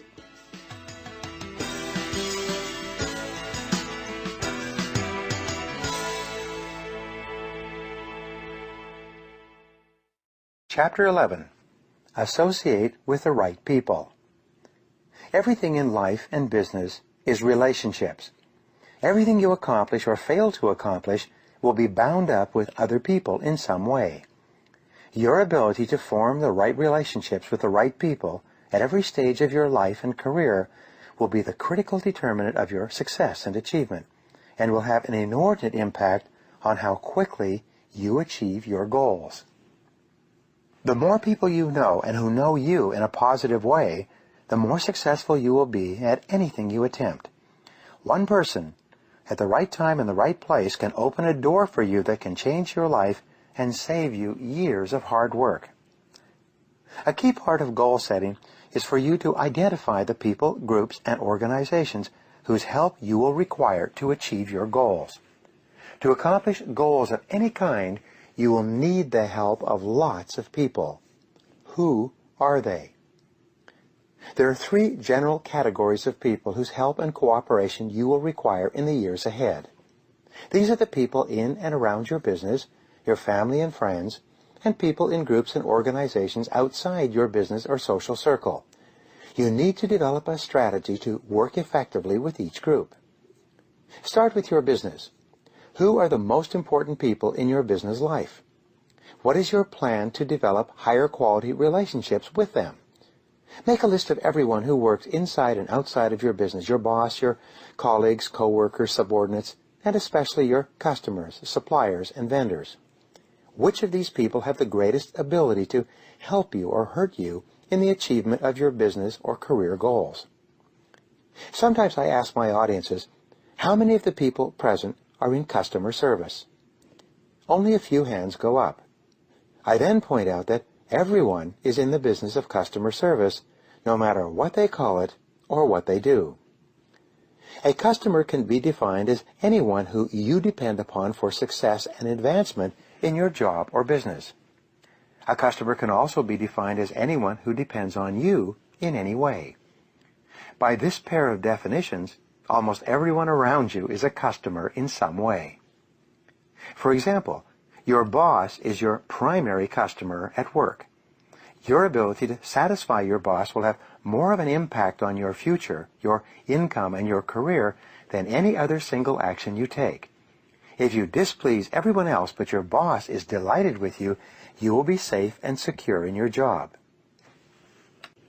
If you please everyone inside and outside your company, but your boss is unhappy with you, that problem alone can short-circuit your future. Your coworkers who also depend on your work are your customers as well. Go to each one of them and ask them if there's anything that you can do to help them. Ask them if there's anything that you could do more of, less of, start or stop that would help them to do their jobs better. The fact is that people think about themselves and their own jobs all day long. Anytime you offer to help someone do his or her job better or faster, he or she will be wide open to helping you later.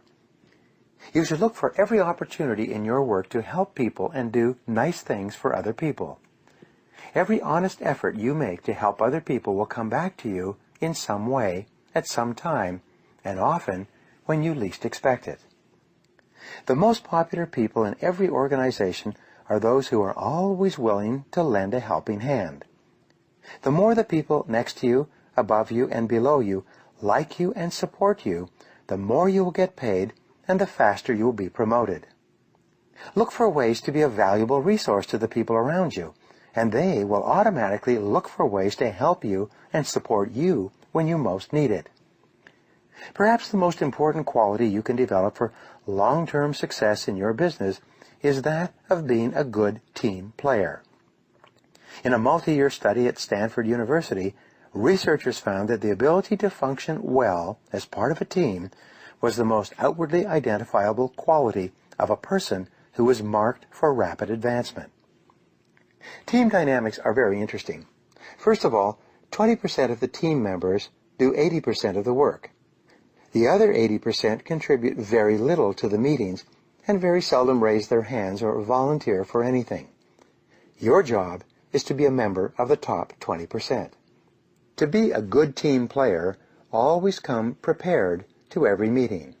Sit opposite and in direct eye contact with the person who is running the meeting. Speak early and ask questions.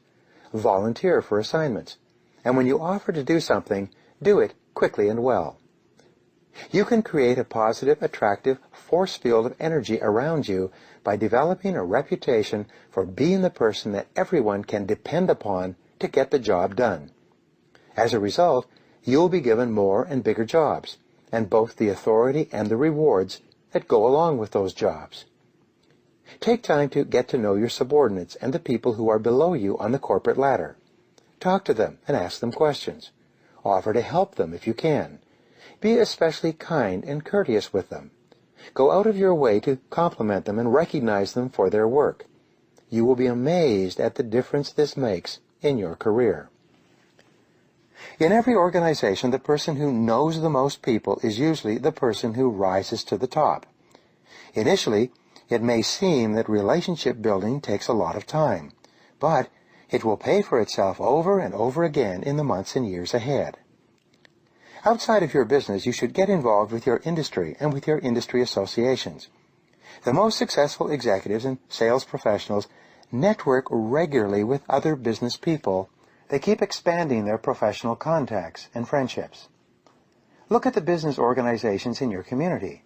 Select one or two organizations that contain people that it would be helpful for you to know in the years ahead. Attend their meetings and introduce yourself to them. Once you have decided that it would be useful for you to be a member of one of these organizations, join up and begin attending every meeting. There is a rule that says, the more you give of yourself with no expectation of return, the more that will come back to you from the most unexpected sources. No effort that you make to expand your contacts will ever be completely lost. Like seeds, various contacts have different periods of germination. Some will yield results immediately. Some will not yield results for many months or even years. You must be prepared to be patient. Dr. David McClelland of Harvard University did many years of research into the qualities and characteristics of high achievers in our society. What he found was that your choice of a reference group, the people with whom you habitually associate, was more important in determining your success or failure than any other single factor. Get around the right people.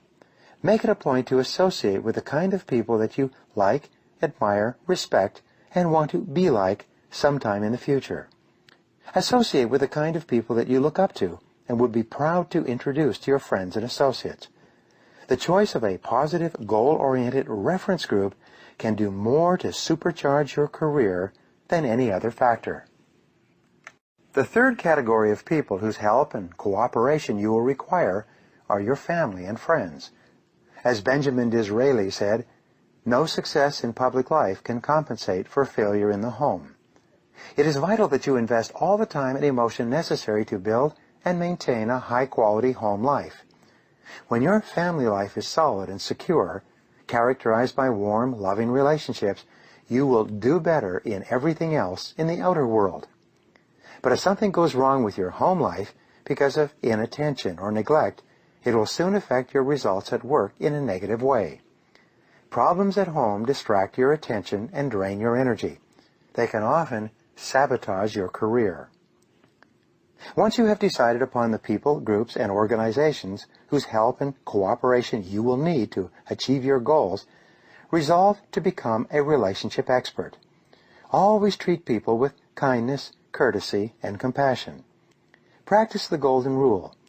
Do unto others as you would have them do unto you. Above all, the simplest strategy is to treat everyone you meet, at home or at work, like a million-dollar customer. Treat the other person as though he or she is the most important person in the world. Treat them as though they were capable of buying $1 million worth of your product or service. Every day, in every way, look for ways to lighten the load and help other people to do their jobs better and live their lives more easily.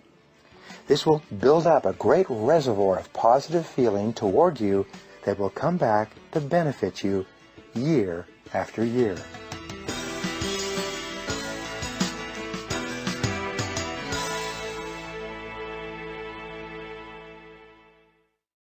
Chapter 12. Make a plan of action. Your ability to set goals and make plans for their accomplishment is the master skill of success. There is no other skill that will help you more in fulfilling your potential, in achieving everything that you are able to accomplish, than developing this skill. Some time ago, Inc. magazine reported on a study they had conducted of 50 startup companies. Half of these companies had spent several months and even more to develop complete business plans before they began operations. The other half of this group had started without detailed business plans and were simply reacting to events as they occurred in the day-to-day operations of the business. 2 to 3 years later, the researchers went back to determine the levels of success and profitability of these companies. What they found was quite interesting. The companies that had started operations with clear, written business plans, carefully thought through and detailed in every respect, were vastly more successful and profitable than those companies that had started spontaneously and had made things up as they went along. The companies that had started on the back of an envelope, where the founders were too busy to sit down and do the detailed work of strategic planning, were almost all floundering. Many of them were already bankrupt and had gone out of business. But here was the interesting discovery. When they interviewed the business founders, they asked them, how often do you refer to your strategic plan in the day-to-day operations of your business? In almost every case, the entrepreneurs and executives running the businesses had not looked at the strategic plan since it had been completed some months ago. Once it was done, they put it in a drawer and seldom revisited it until the following year, when they went through the strategic planning process again.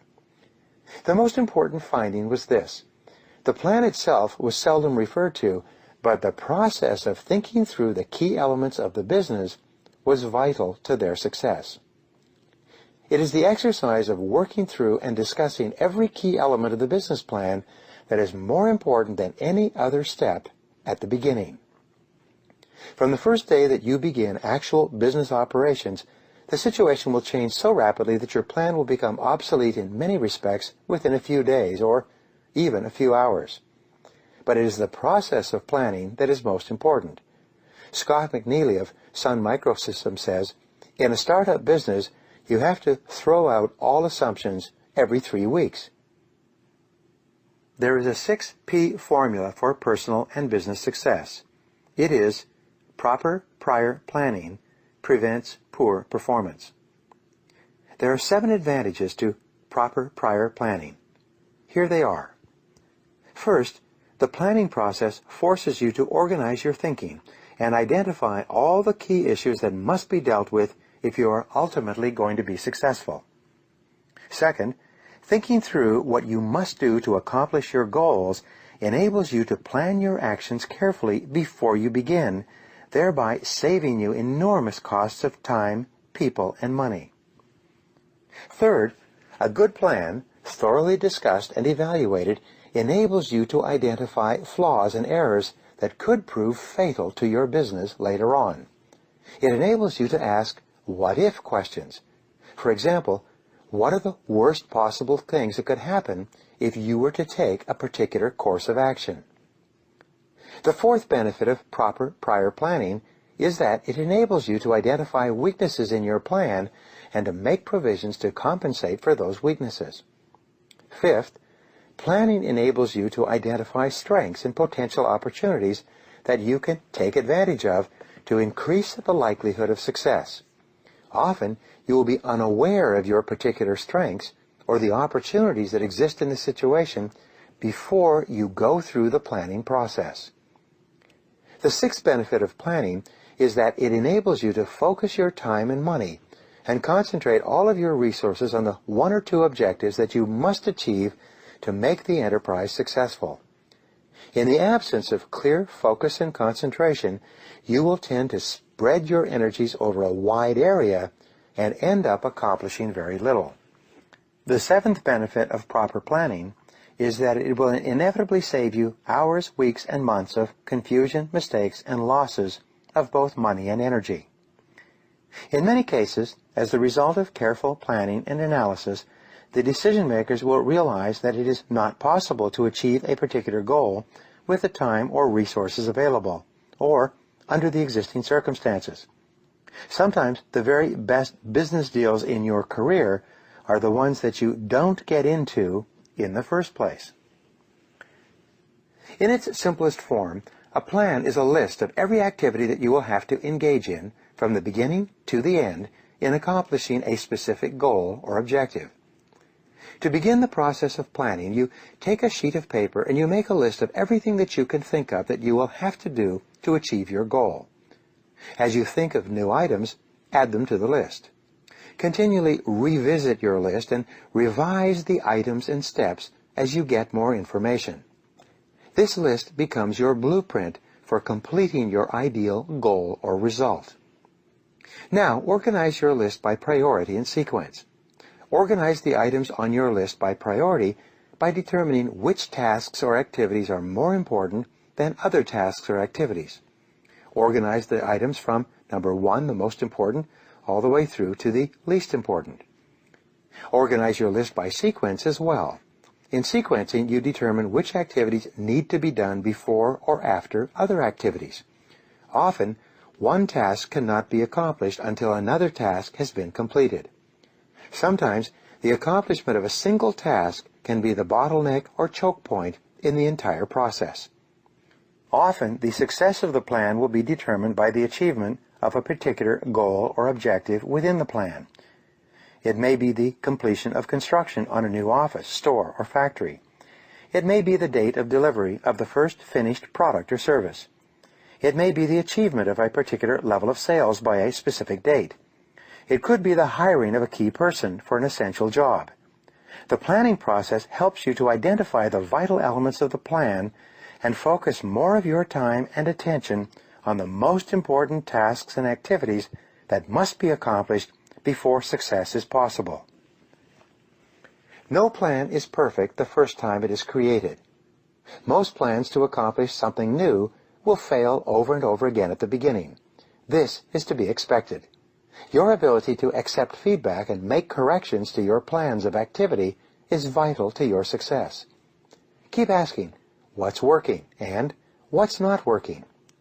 Be more concerned with what's right rather than who's right. Remember the old saying, back to the drawing board. Whenever your plan doesn't work, relax, take a deep breath, and revisit your plan. What are the critical results that you must accomplish at each step of the way to achieve your final goal? How can you plan them, prioritize them, and assure that they are completed on schedule? What is your plan if things go wrong? What will you do if it takes much longer and costs much more to achieve your critical objectives on your way to the goal? What is your fallback plan? The good news is that the very act of planning improves and streamlines the entire process of goal achievement. The more often and more carefully you plan before you begin, the better you will get at the planning process overall. The better you get at planning, the more ideas and opportunities you will attract to you to plan and achieve even bigger and better things. Your ability to decide exactly what you want, to write it down, to make a plan, and then execute that plan is the key to personal effectiveness and high achievement. These are all learnable skills that you can master. In no time at all, you can transform your life or business, double your sales or profitability, achieve your goals, and fulfill your true potential.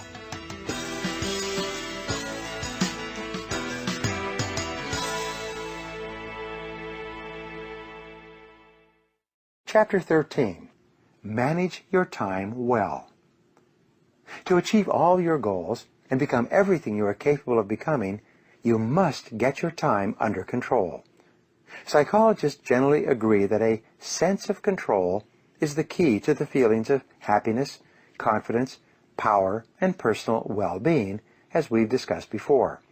And a sense of control is only possible when you practice excellent time management skills. If the front side of the coin of success is the ability to set clear goals for yourself, then the flip side of the same coin is the ability to get yourself organized and working on your most important tasks every minute of every day. Your choices and decisions have combined to create your entire life to this moment. To change or improve your life in any way, you have to make new choices and new decisions that are more in alignment with who you really are and what you really want. The starting point of time management is for you to determine your goals and then to organize your goals by priority and value. You need to be absolutely clear at any given moment exactly what is most important to you at that time. At one moment, your goal could be a business, financial, or career goal.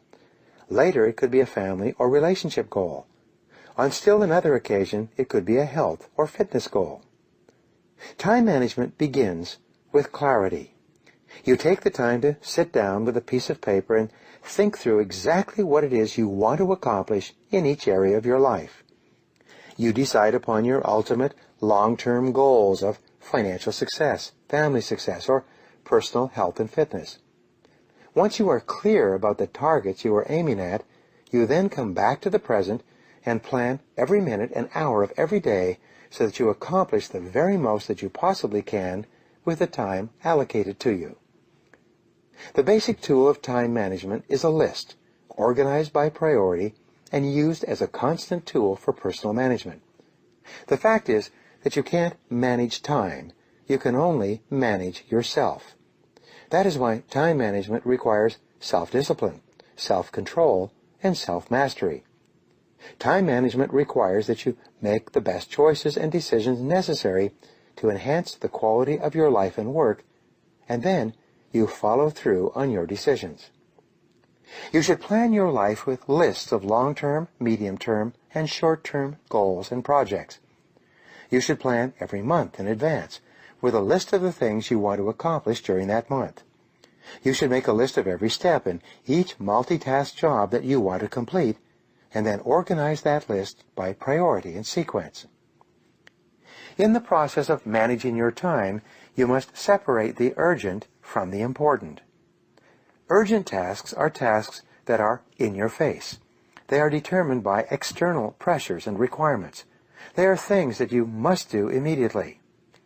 Most people spend most of their days responding and reacting to urgent tasks in the form of telephone calls, interruptions, emergencies, and the demands of your boss and your customers. Important tasks, on the other hand, are those tasks that can contribute the very most to your long-term future. Some of these tasks may be planning, organizing, studying, researching your customers, and setting priorities before you begin. Then there are tasks that are urgent but not important, such as a ringing telephone or a coworker who wants to chat. Because these activities take place during the workday, it's easy to confuse them with real work. The difference, however, is that they produce no results. No matter how many urgent but unimportant activities you engage in, you contribute nothing to your work or your company. The fourth category of tasks includes those that are neither urgent nor important, like reading the paper at work or going for a long lunch. These activities are positively harmful to your career because they consume time that you could be using to get the results for which you are paid and upon which your future depends. The most important word in determining the value of a particular task or activity is the word consequences. A task that is valuable and important is a task that has serious consequences for completion or non-completion. The greater the possible consequences of a task or activity, the more important it is. A task for which there are few, if any, consequences is by definition not particularly important. Your aim in personal management, therefore, is to spend more time doing more of those things that can have the greatest possible consequences on your life and work. Successful, highly paid people are usually no more intelligent or skilled than unsuccessful, lowly paid people. The major difference between them is that successful people are always working on tasks of high value. Unsuccessful people are always killing time on tasks of low value. And you are always free to choose. You are always free to choose what you do more of and what you do less of. Your choices ultimately determine everything that happens to you. The very best question in all of time management is this: what is the most valuable use of my time right now? All techniques and methods of goal setting, personal planning, and time management are aimed at helping you to accurately answer this question every minute of every day. What is the most valuable use of your time right now? When you discipline yourself to ask and answer this question repeatedly, and you are sure that whatever you are doing is the answer to this question, you will start to accomplish 2 and 3 times as much as the people around you. You will become more and more productive. You will plow through more work of higher value and accomplish greater results than anyone around you. Discipline yourself to keep working on the most valuable use of your time, whatever it may be at the moment, and your success is guaranteed. As Goethe said, the things that matter most must never be at the mercy of the things that matter least. Perhaps the best single word in time management is the word no. Just say no to any demand on your time that is not the most valuable use of your time at the moment. The good news is that time management is a skill and a discipline that you can learn with practice. One rule for success is develop good habits and make them your masters. Each time you complete an important task, you will experience a burst of elation, enthusiasm, and heightened self-esteem. You will feel energized and stronger. You will feel happier and more in control of your life. You will feel on top of your work. You will be even more motivated to start in on and complete your next major task.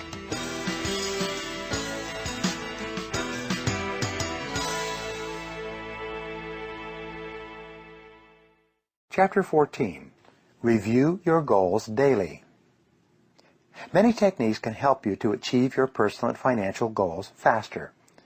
In this program, I want to share with you a special method that has taken more people from rags to riches than any other single method ever discovered. It is simple, fast, effective, and guaranteed to work if you will practice it. Earlier, I said you become what you think about most of the time. This is the great truth that underlies all religion, philosophy, psychology, and success. As a teacher of mine, John Boyle, once said, "Whatever you can hold in your mind on a continuing basis, you can have." This is the key. Many people today talk about the importance of positive thinking. Positive thinking is important, but it is not enough. Left undirected and uncontrolled, positive thinking can quickly degenerate into positive wishing and positive hoping. Instead of serving as an energy force for inspiration and higher achievement, positive thinking can become little more than a generally cheerful attitude toward life, and whatever happens to you, positive or negative. To be focused and effective in goal attainment, positive thinking must translate into positive knowing. You must absolutely know and believe in the depths of your being that you are going to be successful at achieving a particular goal. You must proceed completely without doubt. You must be so resolute and determined, so convinced of your ultimate success that nothing can stop you. Everything that you do to program your subconscious mind with this unshakable conviction of success will help you achieve your goals faster. This method I'm going to share with you can actually multiply your talents and abilities and greatly increase the speed at which you move from wherever you are to wherever you want to go. One of the most important mental laws is, whatever is impressed is expressed. Whatever you impress deeply into your subconscious mind will eventually be expressed in your external world. Your aim in mental programming is to impress your goals deeply into your subconscious mind so that they lock in and take on a power of their own. This method helps you to do that. For many years, I worked away at my goals, writing them down once or twice a year and then reviewing them whenever I got a chance. Even this was enough to make an incredible difference in my life. Often I would write down a list of goals for myself in January for the coming year. In December of that year, I would review my list and find that most of the goals had been accomplished, including some of the biggest and most unbelievable goals on the list. I then learned the technique that changed my life. I discovered that if it is powerful for you to write down your goals once a year, it is even more powerful for you to write down your goals more often. Some authors suggest that you write down and review your goals once a month, others once a week. What I learned was the power of writing and rewriting your goals every single day. Here's the technique. Get a spiral notebook that you keep with you at all times. Each day, open up your notebook and write down a list of your 10 to 15 most important goals without referring to your previous list. Do this every day, day after day. As you do this, several remarkable things will happen. The first day you write down your list of goals, you'll have to give it some thought and reflection. Most people have never made a list of their 10 top goals in their entire lives. The second day you write out your list without reference to your previous list, it will be easier. However, your 10 to 15 goals will change, both in description and order of priority. Sometimes a goal that you wrote one day will not appear the next day. It may even be forgotten and never reappear again. Or it may reappear later at a more appropriate time. Each day that you write down your list of 10 to 15 goals, your definitions will become clearer and sharper. You will eventually find yourself writing down the same words every day. Your order of priority will also change as your life changes around you. But over time, after about 30 days, you will find yourself writing and rewriting the same goals almost every day. You will get far greater and faster results than those enjoyed by people who write their goals down only one time. Your results will double and triple and increase 5 and 10 times as you use the same power of goal setting that we have discussed earlier. But now you'll be writing your goals down every single day. There are some special rules that you must follow to get the most out of this exercise. First, you must use the 3P formula. Your goals must be written and described in the positive, present, and personal tenses. Your goals must be stated positively. Instead of saying, I will quit smoking or I will lose a certain number of pounds of weight, you would say, I am a non-smoker, or I weigh X number of pounds. Your command must be positive because your subconscious mind cannot process a negative command. It is only receptive to a positive, present tense statement. Your subconscious mind is only activated by affirmative statements phrased in the present tense.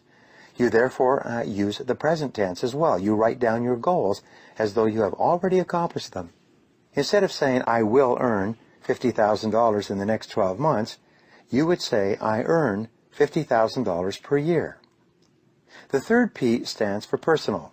From now on and for the rest of your life, write out every goal beginning with the word I, followed by a verb of some kind. You are the only person in the universe who can use the word I in relation to yourself. When your subconscious mind receives a command that begins with the word I, it is as though the factory floor receives a production order from the head office. It goes to work immediately to bring the goal into your reality. For example, you would not say, my goal is to earn $50,000 per year. Instead, you would say, I earn $50,000 per year. Begin each of your goals with phrases such as, I earn, I weigh, I achieve, I win, I drive such and such a car, I live in such and such a home, I climb such and such a mountain, and so on. To add power to your daily written goals, put a deadline at the end of each goal. For example, you might write, I earn an average of $5,000 per month by December 31st, followed by the particular year. Your mind loves deadlines and thrives on a forcing system. Even if you do not know how the goal is to be achieved, always give yourself a firm deadline. Remember, you can always change the deadline with new information, but be sure you have a deadline, like an exclamation point after every goal. When you begin writing your goals, you may have no idea how they will be accomplished, but this is not important. All that matters is that you write and rewrite them every day in complete faith, knowing that every single time you write them down, you are impressing them deeper and deeper into your subconscious mind. At a certain point, you will begin to believe with absolute conviction that your goal is achievable. Once your subconscious mind accepts your goals as commands from your conscious mind, it will start to make all your words and actions fit a pattern consistent with those goals. Your subconscious mind will start attracting into your life people and circumstances who can help you to achieve your goal.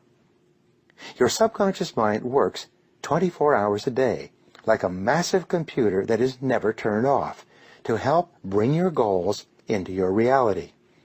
Almost without your doing anything, your goals will begin to materialize in your life, sometimes in the most remarkable and unexpected ways. Whenever you write down a new goal of any kind, you may be skeptical and doubtful about the likelihood of accomplishing it. You may have the idea in your conscious mind, but you will not yet have developed the total belief and conviction that it is possible for you. This is normal and natural. Just don't let it stop you from using this method every day. All that is required to make this method work for you is to get a spiral notebook and then to discipline yourself each day to write down your 10 goals in the positive, present, personal tense. That's all you need. In a week, a month, or a year, you will look around you and see that your whole life will have transformed in the most remarkable ways. You can multiply the effectiveness of this method with a couple of additional techniques. First, after you have written down your goal in the positive, personal, present tense, write down at least 3 actions that you could take immediately to achieve that goal, also in the present positive personal tense, in your spiral notebook. For example, your goal could be to earn a certain amount of money. You could write, I earn $50,000 over the next 12 months. You could then write immediately underneath, 1. I plan every day in advance. 2. I start in immediately on my most important tasks. 3. I concentrate single-mindedly on my most important task until it is complete. Whatever your goal, you can easily think of 3 action steps that you can take immediately to achieve that goal. When you write down the action steps, you program them into your subconscious mind along with the goal. At a certain point, you will find yourself actually taking the steps that you wrote down, sometimes without even thinking about it. And each step you take will move you more rapidly toward your ultimate objective. There are 2 times of the day that are ideal for writing and rewriting your goals. These are the last thing in the evening before you go to bed and the first thing in the morning before you start off. When you rewrite and review your goals in the evening, you program them into your subconscious mind. Your subconscious mind then has an opportunity to work on your goals all night long while you are sleeping. You will often arise with wonderful ideas for things to do or people to call to help you to achieve your goals. When you rewrite and review your goals in the morning before you start off, you set yourself up for positive thinking and positive acting all day long. Just as physical exercise in the morning warms up your physical body and muscles, reviewing your goals in the morning warms up your mind and prepares you to be at your best throughout the day. The sum total result of rewriting and reviewing your goals each day, morning and evening, is that you will impress them ever more deeply into your subconscious mind. You will gradually move from positive thinking to positive knowing. You will develop a deep and unshakable conviction that your goals are attainable and that it is only a matter of time before you achieve them. And you will be right.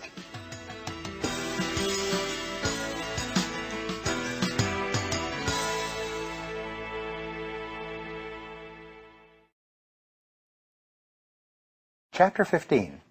Visualize your goals continually. You possess and have available to you virtually unlimited mental powers. The average person is unaware of these powers and fails to use them for goal attainment. That is why his or her results are only average. But when you begin to tap into and unleash the power of your subconscious mind, you will often achieve more in a year or 2 than the average person achieves in a lifetime. You will start moving more rapidly towards your goals than you can currently imagine. Your ability to visualize is perhaps the most powerful faculty that you possess. All improvement in your life begins with an improvement in your mental pictures. You are where you are and what you are today largely because of the mental pictures that you hold in your conscious mind at the present time. As you change your mental pictures on the inside, your world on the outside will begin to change to correspond to those pictures. You have been using the power of visualization continuously throughout your life. But the problem is that most people use visualization in a random and haphazard way, sometimes to help themselves and sometimes to hurt themselves. Your goal should be to take complete control of the visualization process and be sure that your mind and mental images are focused continually on the things that you want to have and the person that you want to be. In essence, you control the molding and shaping of your own personality and character by the mental images that you dwell upon hour by hour and minute by minute. By changing your mental images, you change the way you think, feel, and act. You change the way that you treat other people and the way they respond to you. You change your performance and your results. You can actually remake yourself in the image of the very best person that you can imagine yourself becoming. This is all part of the constructive use of visualization. In professional athletics, there's a training method called mental rehearsal. Top athletes in every field today mentally rehearse their events before they go into active competition. They see themselves performing at their best prior to every event. For many days and hours prior to a major competition, They practice visualizing themselves performing over and over again. Figure skaters, for example, will play the music to their skating routines over and over again while they sit, deeply relaxed, eyes closed, imagining themselves skating on the ice. One of the benefits of skating in their minds is that they never fall or make a mistake during this process of mental preparation. They see themselves skating their routines perfectly, over and over again, before they actually go onto the ice. By this time, their subconscious minds have been trained to take them through their routines smoothly and gracefully. Your physical body has no mind of its own. The slightest movement of your fingers or toes is controlled by your central computer, your brain. It is your mind that sends impulses of nerve energy down your spine and throughout your body to your muscles to coordinate your physical activities. When you visualize, you actually train your master computer. You program your mind with the performance that you want your body to carry out. There are 4 parts of visualization that you can learn and practice to assure that you use this incredible power to its best advantage all the days of your life. The first aspect of visualization is frequency. Frequency refers to the number of times that you visualize a particular goal as achieved, or yourself performing in an excellent way in a particular event or circumstance. The more frequently you repeat a clear mental picture of your very best performance or result, the more rapidly it will be accepted by your subconscious mind, and the more readily it will appear as part of your reality. The second element of visualization is the duration of the mental image. Duration refers to the length of time that you can hold the picture in your mind each time you replay it. When you deeply relax, you can often hold a mental picture of yourself performing at your best for several seconds, and even several minutes. The longer you can hold your mental picture, the more deeply it will be impressed into your subconscious mind, and the more rapidly it will express itself in your subsequent performance. The third element of visualization is vividness. There is a direct relationship between how clearly you can see your desired goal or result in your mind and how quickly it comes into your reality. When you set a new goal for yourself, your image or picture of this goal will usually be vague and fuzzy. You may have no idea at all what the successful goal will look like. But the more often you write it, review it, and repeat it mentally, the clearer it becomes for you. At a certain point, it will become crystal clear. At that point, the goal will suddenly appear in your world exactly as you imagined it. The fourth element of visualization is intensity. The intensity of a visualization refers to the amount of emotion that you attach to your visual image.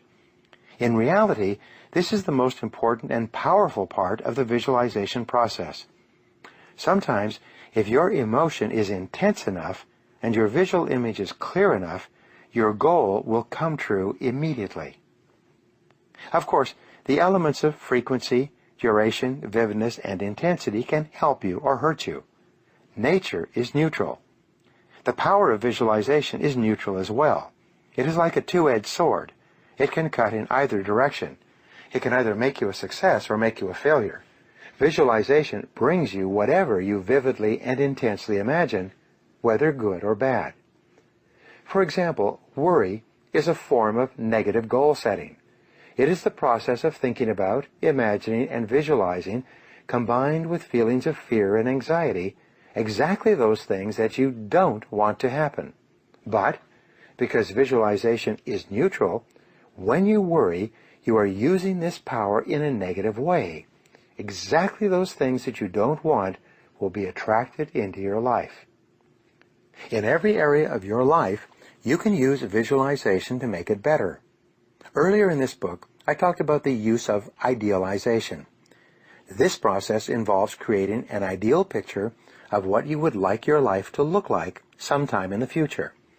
Idealizing is just another version of visualizing. Remember, you can't hit a target that you can't see. But if you're absolutely clear about what you want, you will eventually achieve it sooner or later. As with goal setting, the two best times to visualize are late in the evening or early in the morning. When you visualize your goals as if they already existed before you go to sleep, your subconscious mind accepts them at a deeper and deeper level. It then adjusts your words and actions during the day so that you do and say more and more of those things that will make your goals into realities. Another time to visualize is first thing in the morning, before you start out. Clear mental images of what you want to accomplish during the day will make it far more likely that you achieve those results exactly as you imagined and on schedule. All improvement in your life starts with an improvement in your mental pictures. Start today to flood your mind with pictures of the person you want to be, the life you want to live, and the goals you want to achieve. Cut out pictures from magazines and newspapers that are consistent with your goals and desires. Post them everywhere. Review them regularly. Discuss them often. Imagine them continually. Make your life an ongoing process of positive visualization, continually imagining and visioneering your ideal goals and your perfect future. This can do more to help you step on the accelerator of your own potential than any other exercise you engage in.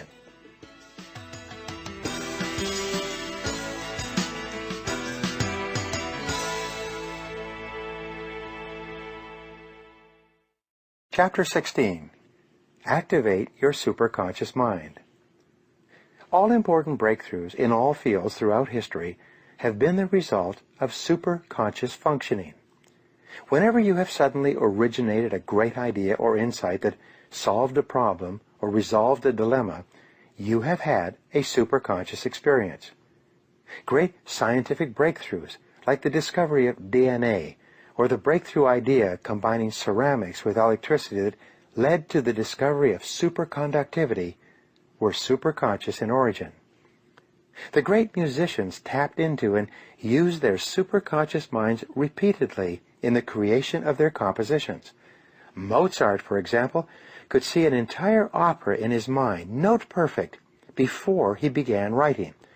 He would then transcribe the opera from his mental picture without a single mistake the very first time.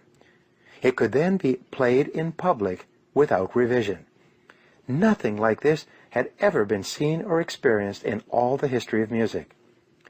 Any thought, plan, goal, or idea held continuously in the conscious mind must inevitably be brought into reality by the superconscious mind. Your superconscious mind operates best when you are in a mental state of calm, confident, relaxed expectation. Whenever you practice relaxation and solitude, completely letting go of all your cares and sit quietly or commune with nature, your superconscious mind begins to function. Whenever you go into the silence and listen to the still, small voice within you, you begin to hear the whisperings of your superconscious mind. Your intuition is your connection and your contact with the superconscious mind. Sometimes your intuition will speak to you so loudly in the silence that the idea or insight it brings you will change your entire life. The superconscious mind explains two phenomena that you experience regularly throughout your life: serendipity and synchronicity. The more you use your superconscious mind, the more often you will enjoy these two wonderful experiences. Serendipity is the process of making happy discoveries along the road of life. Whenever you have a clear goal that you visualize continually and that you are working toward each day, happy, unexpected events and experiences seem to occur in your life, each of which seems to help you to achieve your goals even faster. You might come across an article in a magazine, or someone mentioned something to you that you didn't know before. You might even flip to a program on television that has exactly the idea or insight that you need to solve a particular problem or answer a key question. You will often have a setback or temporary failure that turns out to be exactly the right thing to happen to you at that moment. The interesting point is that if you look for something good in every situation, you will always seem to find it. The very attitude of expecting good things to happen to you seems to trigger their occurrence over and over again. If you calmly and confidently believe in the magic of serendipity, no matter what happens, you will have repeated serendipitous experiences that will help you to achieve your real goals in life. The second phenomenon that you will experience regularly is called synchronicity. This is different from the law of cause and effect, the iron law of the universe, in a special way. The law of cause and effect says that everything happens for a specific reason, and that there is a traceable cause for every effect. With synchronicity, however, the only relationship between two events that occur simultaneously is the meaning that you give to them by the goals that you have in different areas of your life. Here's an example. You set a goal to double your income, but the following week you either quit or get fired completely unexpectedly. This initially looks like a real setback, but the next day in conversation, a friend asks you if you've ever thought of working in a particular field. As it happened, you'd read several articles about that field over the past year, and you'd thought about getting into it, but you didn't know how to go about it. You decide to investigate further, you identify a growing company, interview for a job, start work, and 1 year later, you find yourself earning twice as much as you were at your previous job and enjoying it more. Now you'll notice there was no direct cause and effect relationship between these separate events. They seemed to be disconnected in time and space, but they had one thing in common. They helped you to achieve the real goal that you had set for yourself, which was to double your income. You must be open to the possibility of this happening all the time. 2 ways for you to stimulate your superconscious mind into action. The first is for you to concentrate and work intensely on achieving your goal. Throw your whole heart into what you are doing. Think about it. Talk about it. Write it down, rewrite it, and review it every single day. Do everything that you possibly can to think of that can help you to attain that goal. When you dedicate yourself to continuous, determined forward action toward the accomplishment of your goal, all sorts of serendipitous and synchronous events will happen to you and for you. People will emerge from unexpected places to help you. You will receive phone calls and offers of assistance. You will come across ideas and information that you would not have recognized before. You will have ideas and insights that move you even faster towards your goal. The second way to stimulate your superconscious mind is for you to relax completely and get your mind busy elsewhere. For example, when you go on vacation, you often become so busy doing other things that you don't think about your goals or problems at all. It seems that the more you can completely relax and let go, both mentally and physically, the more rapidly your superconscious mind will click into action and begin giving you the ideas and insights that you need. It seems that the harder that you don't try, the faster your superconscious mind will work for you. You should try both methods on every goal. First, work with single-minded concentration on the goal. Commit 100% of your energies to solving the problem. Then, if you have still not experienced the breakthrough you desire, get your mind busy elsewhere. Take some time off. Go on vacation. Engage in physical exercise or go to a movie. Forget about it completely for a while. Then, at exactly the right time, your superconscious mind will function and the answer will appear. Your superconscious mind is the most powerful faculty that you have. It is available and accessible to you at all times. You dial in to your superconscious mind by being absolutely clear about what you want, and then by calmly and confidently trusting that exactly the answer you need will come to you at exactly the time you are ready for it. The more you relax and trust in this great power, the better and faster it will function. It's been said that men and women begin to become great when they begin to listen to their inner voices. When you make a regular habit of listening to your intuition and trusting your inner voice, you will probably never make another mistake. By tapping into your superconscious mind, you begin to bring your whole life into harmony with this great universal power.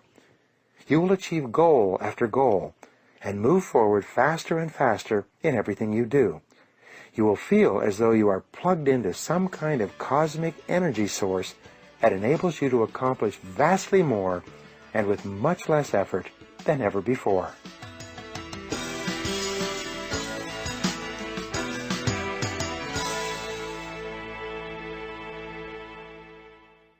Chapter 17.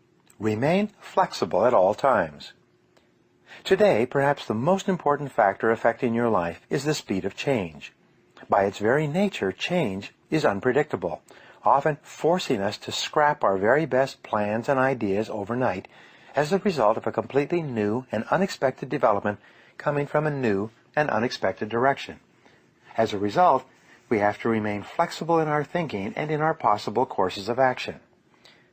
Change causes enormous stress for people who are fixed or rigid in their beliefs about how things should be. They fall in love with what they are doing, with their current methods and processes, and are unwilling to change even in the face of overwhelming evidence that it's now necessary. Don't let this happen to you. The only real question you should be asking about what you are doing is, does it work? Is it achieving the end results desired? Based on the current situation, is this the best course of action? The only measure of the rightness or wrongness of a particular decision or course of action is its effectiveness in accomplishing the result desired, or in achieving the goal that you have set. Keep asking, does it work? To remain flexible, you must be constantly open, alert to new ideas, information, and knowledge that can help you or hurt you in your business or in the achievement of your goals. One new idea can be enough to make or lose you a fortune. One idea can start you on the road to riches or knock you off it. One piece of information at the right time can save you enormous amounts of time, trouble, and money. Lack of that information can cost you a fortune. Don't let your ego cloud your judgment or your common sense. Be more concerned with what's right rather than who's right. You must be open to the fact that most of your decisions will turn out to be wrong in the fullness of time. Be prepared to be flexible, especially in the face of new information, technology, or competition. There are 3 statements that you can learn to say over and over to remain flexible in turbulent times. Here they are. The first is, I was wrong. Most people would rather bluff, bluster, and deny rather than to admit that they were wrong. What makes the refusal to admit that you are wrong even worse is when everyone around you already knows that you are wrong. You are the only one who is fooling anyone, and that one person you are attempting to fool is yourself. When you realize that you are wrong, the smartest thing you can do is to admit it quickly, solve the problem, and get on with achieving the goal or result in a different way. It's been estimated that as much as 80% of the time and energy of the key people in large companies and organizations is devoted to covering up the fact that they are wrong and they don't want to admit it. Many companies, small and large, have actually gone bankrupt because of a refusal or failure to admit an obvious mistake. The second statement that you must learn to say to remain flexible is, I made a mistake. It is absolutely amazing how much time, energy, and money is wasted because someone's ego is so large that they will not admit that they have made a mistake, even one that is obvious to everyone around them. Once you say the words, I was wrong, or I made a mistake, the issue is largely over. From then on, everybody can get on with resolving the problem or achieving the goal. But as long as a key person is unwilling to admit that he or she has taken the wrong course, everything comes to a stop. The third statement you should learn to say quickly and easily is, I changed my mind. If you get new information that contradicts the information upon which you made a previous decision, be prepared to admit candidly that, I changed my mind. It's not a weakness or a character flaw to be wrong, to make a mistake, or to change your mind. In fact, in a time of rapid change in the areas of knowledge, technology, and competition, it's a mark of courage, character, and flexibility to be willing to cut your losses quickly and practice the reality principle in everything you do. Be willing to deal with the world as it is rather than the way you wish it were or the way that it might have been in the past. Face the truth, whatever it is. Be honest with yourself and everyone around you. Always be open to re-evaluating your goals and objectives in the light of new information, technology, or competition. Based on what you now know, is this the best course of action? If it is not, what else should you do? What else could you do? If it is a goal, and the circumstances under which you made the goal have changed dramatically, be sure that you still want the goal badly enough to struggle and sacrifice for it. Be willing to drop it and set a new goal if you've changed your mind, or if the goal is no longer as important to you today as it once was. In a time of rapid change, resolve to be the first to recognize and embrace change when it occurs. Expect it as part of the normal and natural course of events. Refuse to be surprised or upset when things do not work out the way you thought they would or should. Especially, be flexible with the important people in your life, your family, your friends, your co-workers, and your customers. Be open to differing points of view and different ideas. Be continually willing to admit that you could be wrong, because you often are. One of the characteristics of the best leaders is that they are good listeners. They ask a lot of questions, and they take in all the information possible before making up their minds or coming to a final conclusion. They also admit failure and cut their losses quickly when they make a mistake so that they can move on to bigger and better things. When you set a new goal for yourself, you will have a general idea of the steps you should take and the direction you should pursue. But almost inevitably, as you start off, you will run into unexpected roadblocks that make it impossible to continue in that direction. However, by some miracle, just as you reach a wall, another door of opportunity will open up along the corridor to success. Because you are flexible, you will quickly take advantage of the new opportunity and begin moving in that direction, developing that new product or service, selling into that new market or customer base. And as you move down this new corridor, you will run into another obstacle or roadblock that might again block your progress. Just as you hit this new wall or obstruction, however, another opportunity will open up for you and take you down a different corridor towards your goal. This may happen several times with several false starts. In almost every case, you will achieve your greatest success in an area very different from what you initially thought when you started out.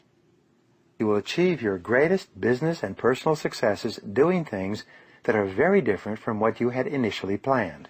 The key is to remain flexible. Here's the most important rule of flexibility. Be clear about your goal, but be flexible about the process of achieving it. Always be open to the influence of your superconscious mind. Remain sensitive to the possibility of serendipitous and synchronous events. Be open to ideas, inspirations, and inputs from other people.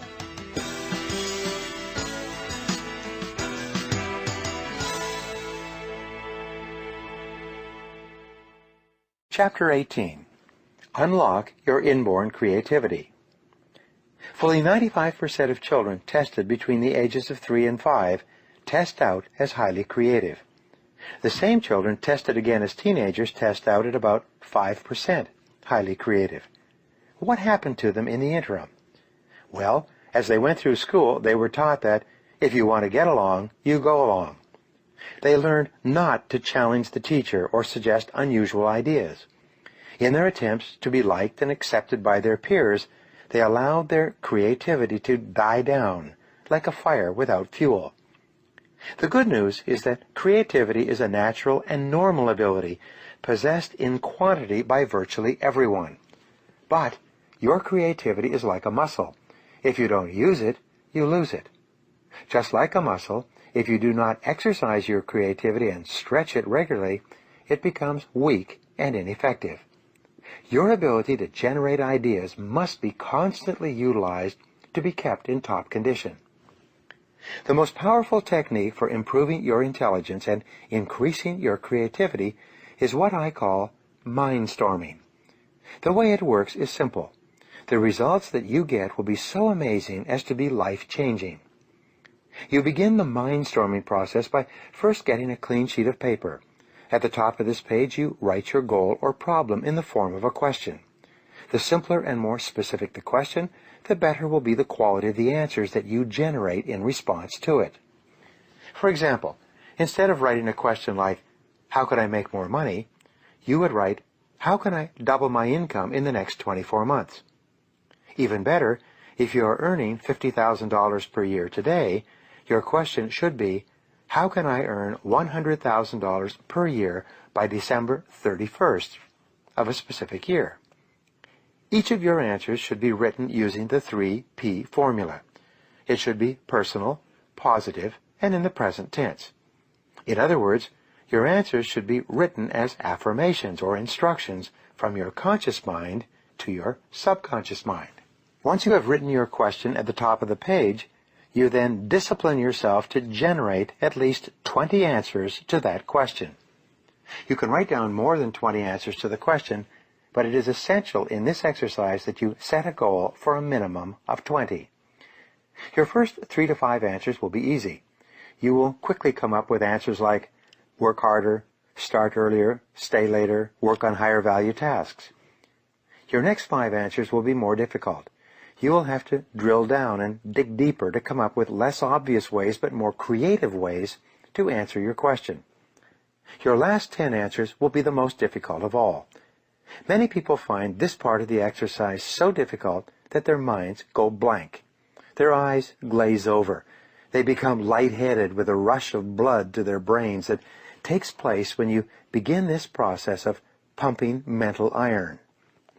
However, no matter how long it takes, especially the first few times you practice this exercise, you must discipline yourself to keep writing until you have at least 20 answers. Sometimes the 20th answer that you generate will be the breakthrough answer that enables you to save yourself thousands of dollars and many hours of hard work. Often, your last answer is the inspired idea that changes your whole life and career. Once you have 20 answers, go back over your list and review your answers. Then, select at least one action that you can take immediately to begin moving yourself more rapidly toward your goal or toward solving the problem. You can multiply the effectiveness of this process by taking the very best answer that you identified in the first list of 20 and writing it at the top of a fresh sheet of paper in the form of a question. Then, see if you cannot generate 20 answers to that question as well. This combination exercise will rev you up mentally, like stepping on the accelerator of a car while the transmission is in neutral. Your mind will sparkle and dance with mental energy and bristle with ideas like the bright lights of a Christmas tree.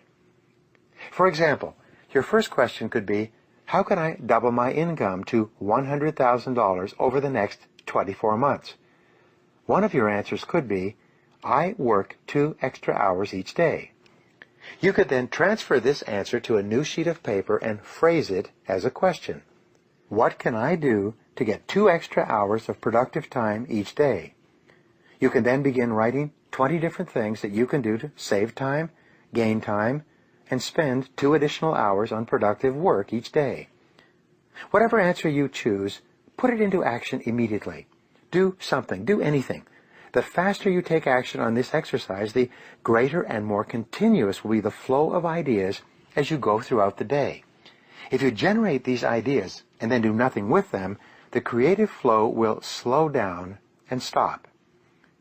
The very best time to do this exercise is first thing in the morning, right after you have rewritten your goals in your spiral notebook.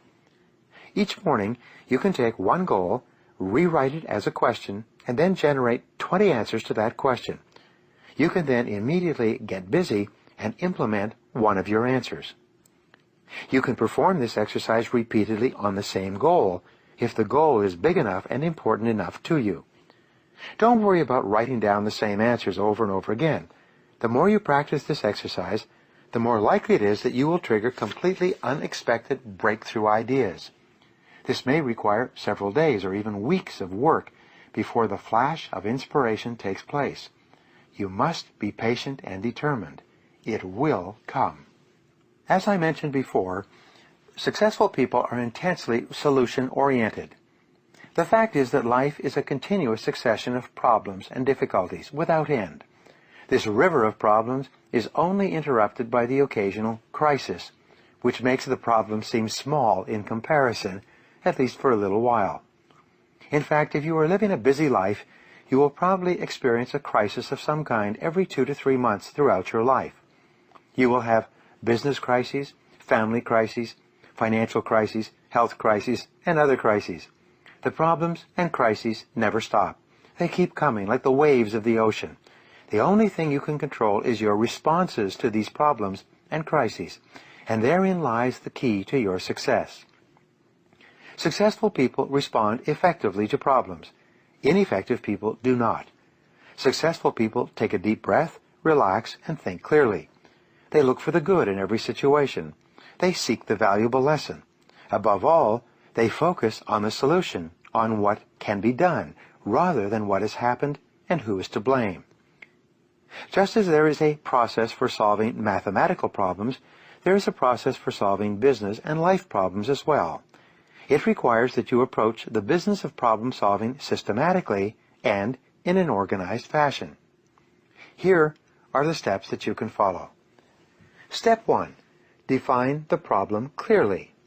A problem properly defined is half solved. It is absolutely amazing how much time is wasted floundering around looking for a solution when no one is quite clear about the problem. Step 2. Ask, what are all the possible causes of this problem? Look for both the obvious and the not-so-obvious causes of the problem. How did it begin? What are its origins? What triggered it in the first place? What is the critical variable that changed to cause the problem to happen in the first place? What assumptions were made that led to the problem? Step 3. Ask, what are all the possible solutions? Avoid the natural tendency of most human beings to leap from a problem definition to a conclusion regarding a solution of some kind. Always ask, what else is the solution? Sometimes the best solution is to do nothing at all. Sometimes the best solution is to gather more information. Sometimes the best solution is to realize that this is not your problem and pass it on to someone else whose responsibility it really is.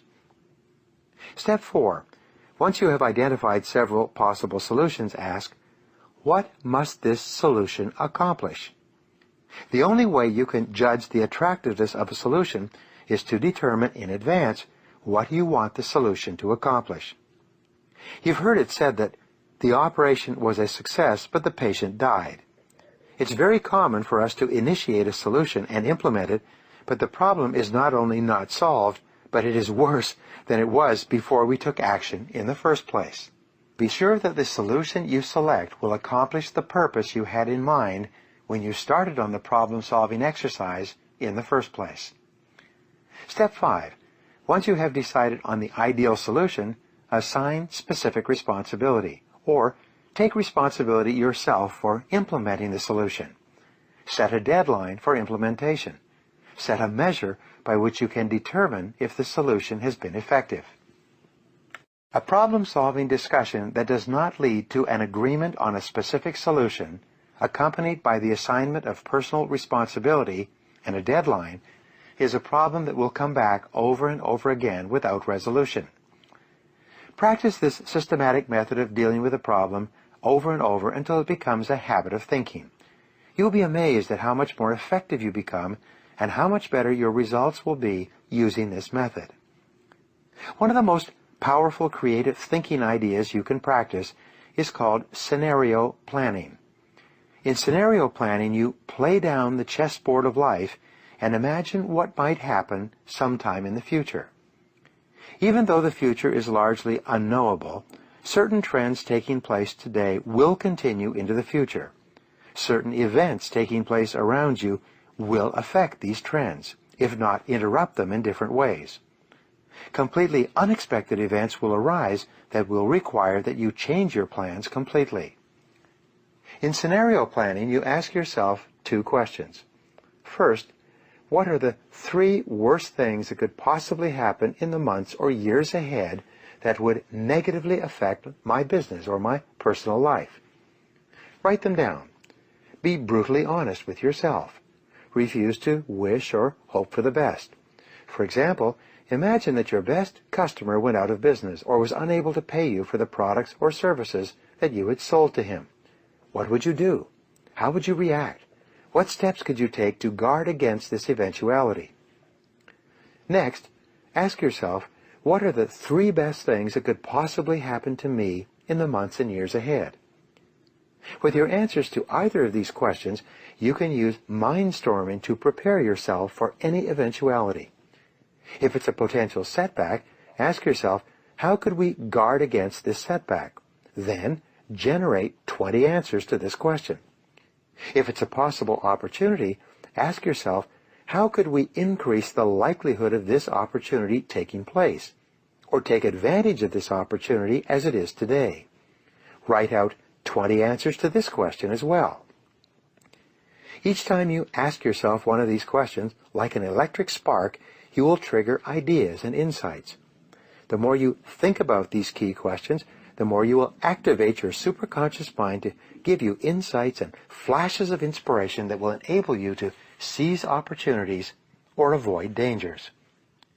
One of the most important parts of your personal philosophy should revolve around the development of options. The rule is, you are only as free as your well-developed alternatives. If your goal is to be happy, successful, and free, you must have choices. There must be more than one thing that you can do in every situation, and your job is to think about what that might be.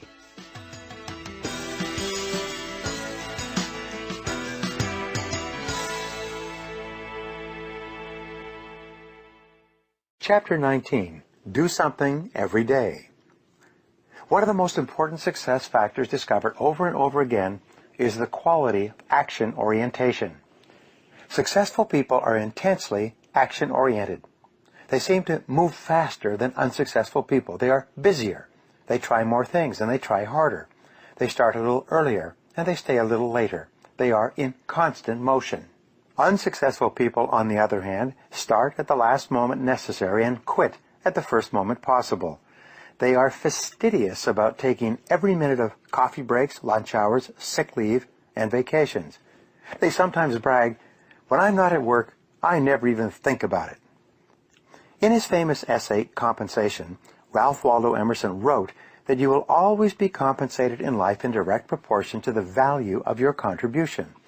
If you want to increase the size of your rewards, you must increase the quality and quantity of your results. If you want to get more out, you have to put more in. And there is no other way. Napoleon Hill found that the key quality of successful men and women, most of whom started at the bottom, many of them penniless, was that early in life they developed the habit of going the extra mile. They discovered, as the old saying goes, that there are never any traffic jams on the extra mile. The retiring president of the U.S. Chamber of Commerce many years ago told a story at his going-away dinner.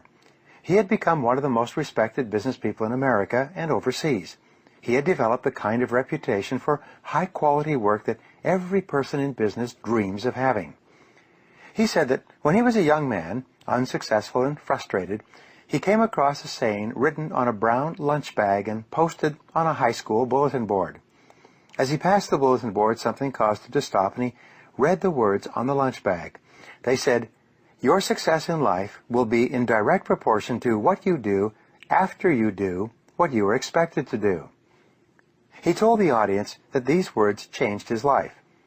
Up to that time in his career, he felt that he was doing a good job because he was doing what he had been told to do, what he was expected to do. But from that point onward, he resolved that he would do far more than what was expected of him. He resolved that he would always go the extra mile and do more than he was paid for.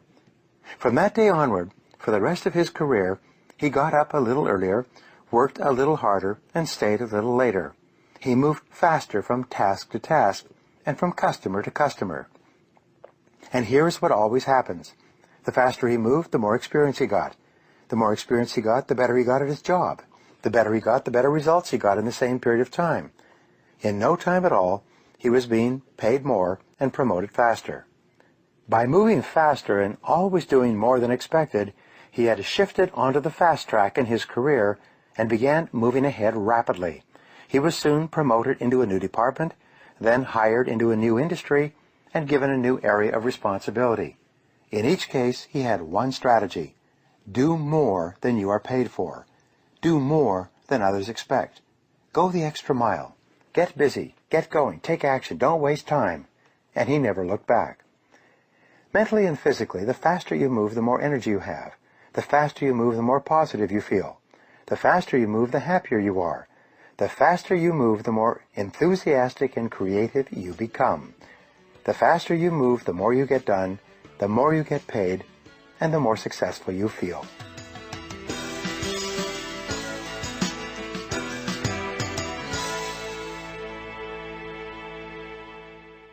Chapter 20. Persist until you succeed. Every great success in your life will represent a triumph of persistence. Your ability to decide what you want, to begin and then to persist through all obstacles and difficulties until you achieve your goals is the critical determinant of your success. And the flip side of persistence is courage. Perhaps the greatest challenge you will ever face in life is the conquest of fear and the development of the habit of courage. Winston Churchill once wrote, "Courage is rightly considered the foremost of the virtues, for upon it all others depend." Fear is and always has been the greatest enemy of mankind.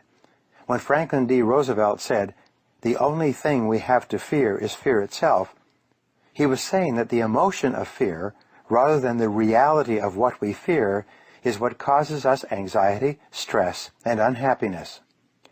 When you develop the habit of courage and unshakable self-confidence, a whole new world of possibilities opens up for you. Just think, what would you dare to dream, or be, or do, if you weren't afraid of anything in the whole world? The starting point in overcoming fear and developing courage is, first of all, to look at the factors that predispose us toward being afraid. As we know, the root source of fear is childhood conditioning, usually destructive criticism from one or both parents, that causes us to experience two types of fear. These are, first of all, the fear of failure, which causes us to think, I can't. And second, the fear of rejection, which causes us to think, I have to. Because of these fears, we become preoccupied with the fears of losing our money, or our time, or our emotional investment in a relationship. We become hypersensitive to the opinions and possible criticisms of others, sometimes to the point where we're afraid to do anything that anyone else might disapprove of. Our fears tend to paralyze us, holding us back from taking constructive action in the direction of our dreams and goals. We hesitate. We become indecisive. We procrastinate. We make excuses and find reasons to delay. And finally, we feel frustrated, caught in the double bind of, I have to, but I can't, or I can't, but I have to. Fear can be caused by ignorance. When we have limited information, we may be tense and insecure about the outcome of our actions. Ignorance causes us to fear change, to fear the unknown, and to avoid trying anything new or different. But the reverse is also true. The very act of gathering more information and experience in a particular area gives us more courage and confidence in that area. There are parts of your life where you have no fear at all because you have mastered that area, like driving a car, like skiing or selling and managing. Because of your knowledge and experience, you feel completely capable of handling whatever happens. You have no fears. Another factor that causes us fear is illness or fatigue. When we are tired or unwell, when we are not physically fit, we are more predisposed to fear and doubt than when we are feeling healthy and happy and energetic. Sometimes you can totally change your attitude toward yourself and your potential by getting a good night's sleep or taking a vacation long enough to completely recharge your mental and emotional batteries. Rest and relaxation build courage and confidence as much as any other factors.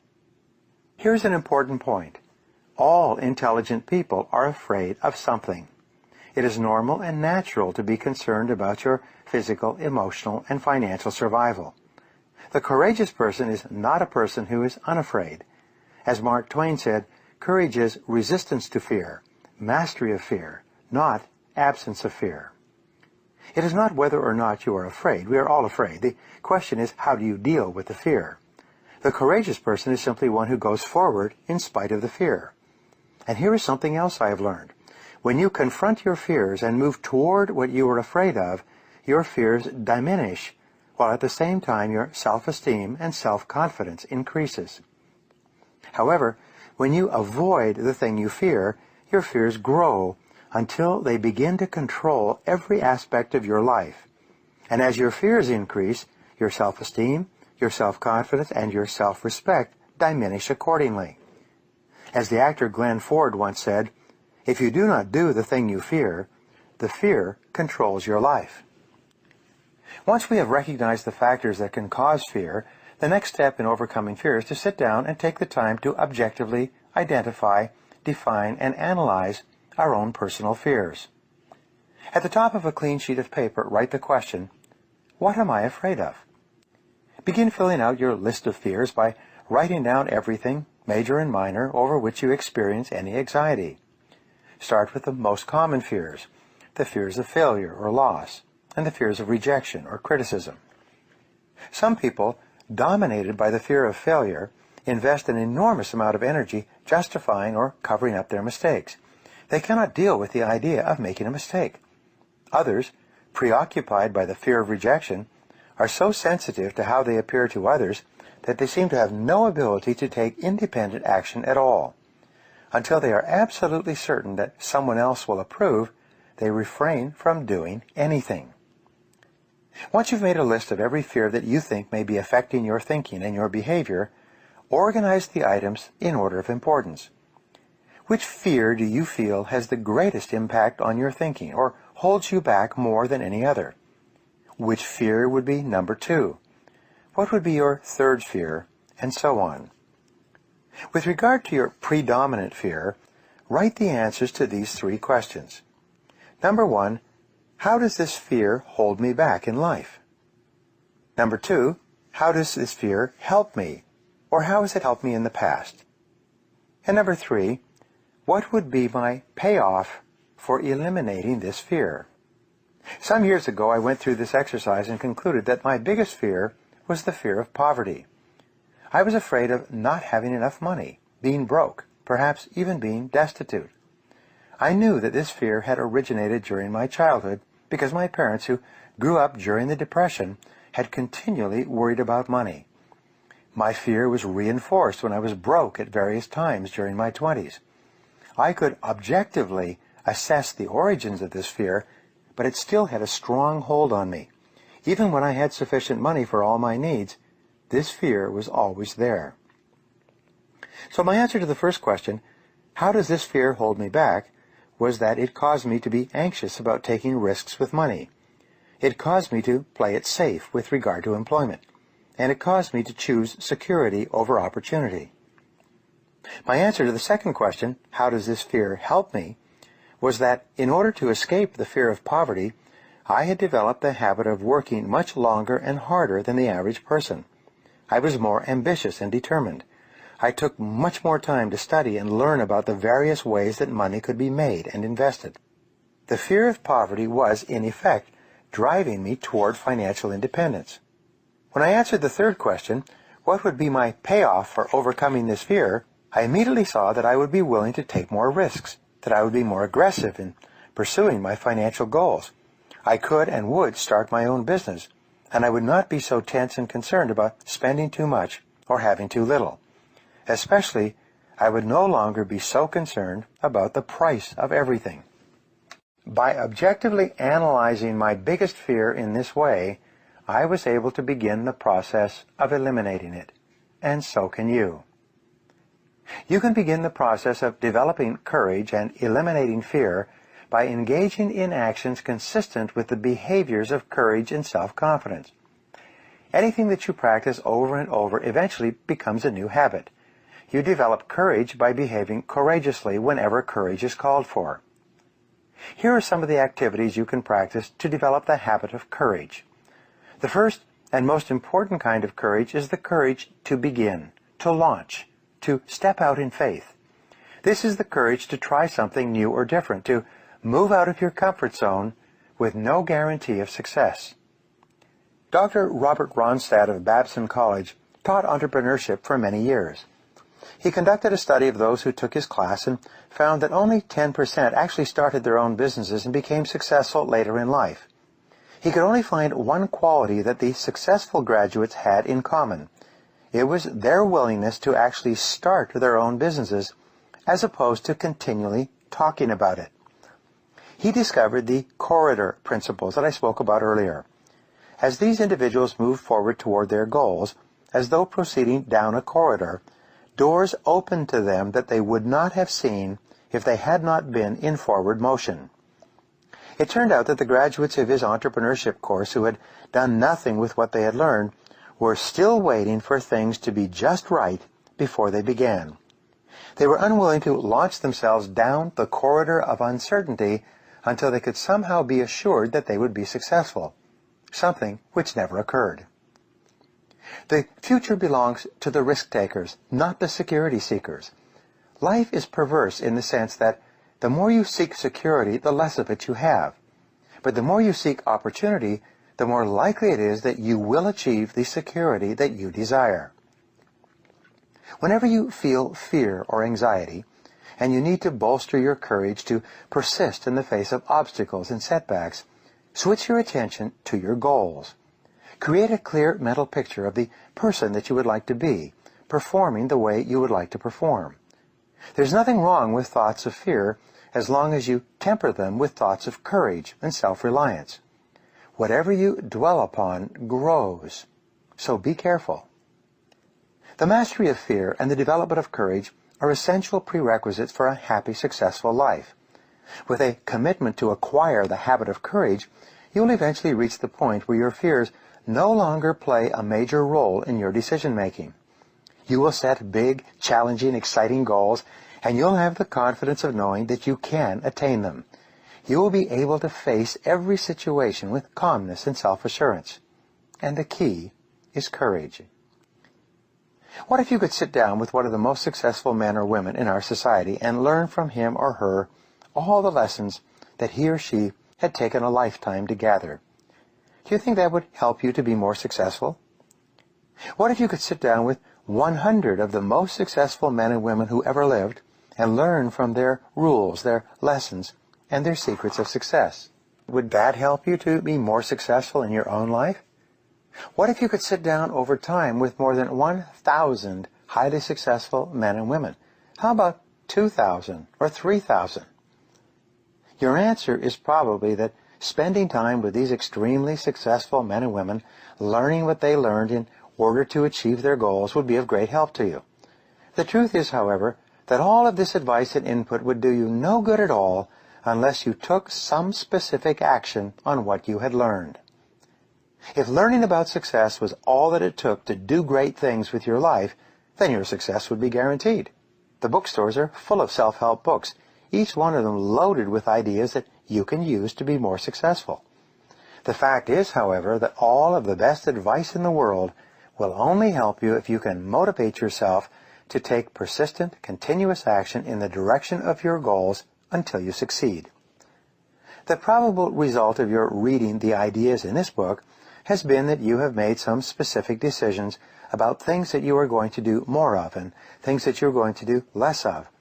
You've set certain goals for yourself in different areas of your life, and you have made resolutions that you are determined to follow through on. The most important question for your future now is simply, will you do what you have resolved to do? The most important single quality for success is self-discipline. Self-discipline means that you have the ability within yourself, based on your strength of character and willpower, to do what you should do, when you should do it, whether you feel like it or not. Character is the ability to follow through on a resolution after the enthusiasm with which the resolution was made has passed. It is not what you learn that is decisive for your future. It is whether or not you can put your head down and discipline yourself to pay the price over and over until you finally obtain your objective. You need self-discipline in order to set your goals and make plans for their accomplishment. You need self-discipline to continually revise and upgrade your plans with new information. You need self-discipline to use your time well and to always concentrate on the one thing, the most important thing that you need to do at the moment. You need self-discipline to invest in yourself every day, to build yourself up personally and professionally, to learn what you need to learn in order to enjoy the success of which you are capable. You need self-discipline to delay gratification, to save your money, and to organize your finances so that you can achieve financial independence in the course of your working lifetime. You need self-discipline to keep your thoughts on your goals and dreams, and to keep them off of your doubts and fears. You need self-discipline to respond positively and constructively in the face of every difficulty. Perhaps the most important demonstration of self-discipline is your level of persistence when the going gets tough. Persistence is self-discipline in action. Persistence is the true measure of individual human character. Your persistence is, in fact, your real measure of your belief in yourself and your ability to succeed. Each time that you persist in the face of adversity and disappointment, you build up the habit of persistence. You build pride, power, and self-esteem into your character and your personality. You become stronger and more resolute. You deepen your levels of self-discipline and personal strength. You develop in yourself the iron quality of success, the one quality that will carry you forward and over any obstacle that life can throw in your path. Successful people and entrepreneurs are all characterized by indomitable willpower and unshakable persistence. Here's a story for you. In 1895, America was in the grip of a terrible depression. A man living in the Midwest lost his hotel in the midst of this depression and decided to write a book to motivate and inspire others to persist and carry on in spite of the difficulties facing the nation. His name was Orison Swett Marden. He took a room above a livery stable, and for an entire year he worked night and day writing a book, which he entitled Pushing to the Front. Late one evening he finally finished the last page of his book, written by hand, and being tired and hungry, he went down the street to a small cafe for dinner. While he was gone for an hour, the livery stable caught on fire, and by the time he got back, his entire manuscript, more than 800 pages, had been destroyed by the flames. Nonetheless, drawing on his inner resources, he sat down and spent another year writing the book over again from scratch.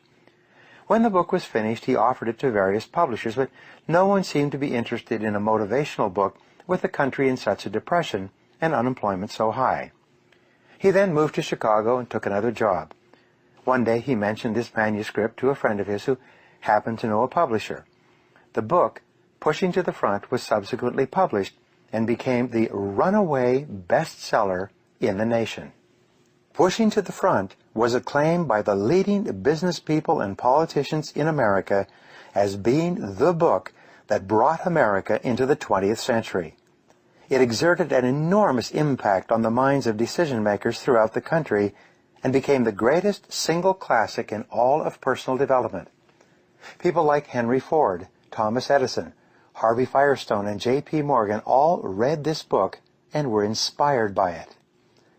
Orison Swett Marden says in his book that there are two essential requirements for success. The first is get-to-itiveness, and the second is stick-to-itiveness. Just like Confucius said more than 4,000 years ago, our greatest glory is not in never falling, but in rising every time we fall.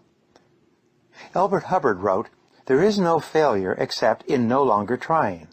There is no defeat except from within, no really insurmountable barrier save our own inherent weakness of purpose." All of these successful men had learned how critical the quality of persistence is in achieving great goals and objectives. Successful men and women are hallmarked by their incredible persistence, by their refusal to quit, no matter what the external circumstances. The one quality that absolutely guarantees success in business, in financial accumulation, and in life is this indomitable willpower and the willingness to stick at it when everything in you wants to stop and rest or go back and do something else. Disappointments and adversity are normal and natural, unavoidable parts of life.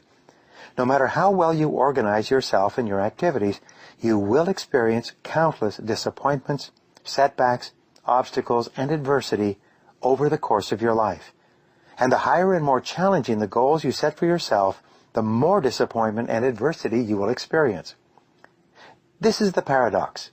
It is impossible for us to evolve and grow and develop to our full potentials except to the degree to which we face adversity and learn from it. All of the great lessons of life come as the result of setbacks and temporary defeats which we have done our utmost to avoid. Adversity therefore comes unbidden, in spite of our best efforts. And yet, without it, we cannot grow into the kind of people who are capable of scaling the heights and achieving great goals. Throughout history, great thinkers have reflected on this paradox and have concluded that adversity is the test that you must pass on the path to accomplishing anything worthwhile. Herodotus, the Greek philosopher, said, "Adversity has the effect of drawing out strength and qualities of a man that would have lain dormant in its absence." The very best qualities of strength, courage, character, and persistence are brought out in you when you face your greatest challenges and you respond to them positively and constructively. Everyone faces difficulties every step of the way. The difference between the high achiever and the low achiever is simply that the high achiever utilizes adversity and struggles for growth, while the low achiever allows difficulties and adversity to overwhelm him or her and leaves him or her discouraged and dejected. The work by Abraham Zalesnik at Harvard proved that the way you respond to disappointment is usually an accurate predictor of how likely you are to achieve great success. If you respond to disappointment by learning the very most from it, and then by putting it behind you and pressing forward, you are very likely to accomplish great things in the course of your life. There's another remarkable discovery. Your greatest success almost invariably comes one step beyond where everything inside of you says to quit. Men and women throughout history have been amazed to find that their great breakthroughs came about as a result of persisting in the face of all disappointment and all evidence to the contrary.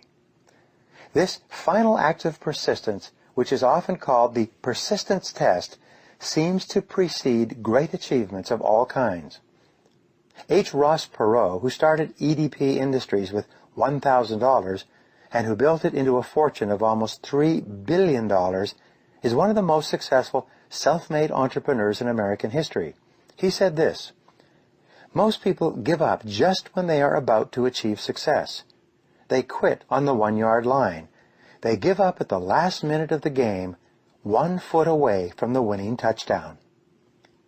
You find this principle of persistence of keeping on in the life and work of countless great men and women.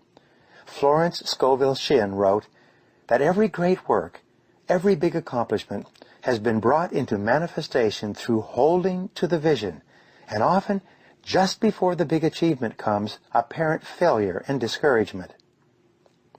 What you do not see, what most people never suspect of existing, is the silent but irresistible power which comes to your rescue when you fight on in the face of discouragement.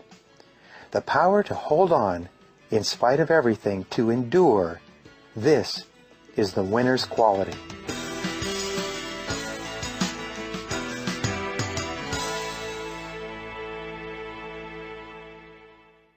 Conclusion. Take action today. You have now learned perhaps the most comprehensive strategy for setting and achieving goals that has ever been put together in one book. By practicing these rules and principles, you can accomplish more in the coming months and years than most people accomplish in a lifetime. The most important quality you can develop for a lifelong success is the habit of taking action on your plans, goals, ideas, and insights. The more often you try, the sooner you will triumph. There's a direct relationship between the number of things you attempt and your accomplishments in life. Your regular review and practice of these principles will enable you to live an extraordinary life. Nothing can stop you now. Good luck, and thank you for listening. Production copyright 2004. All rights reserved.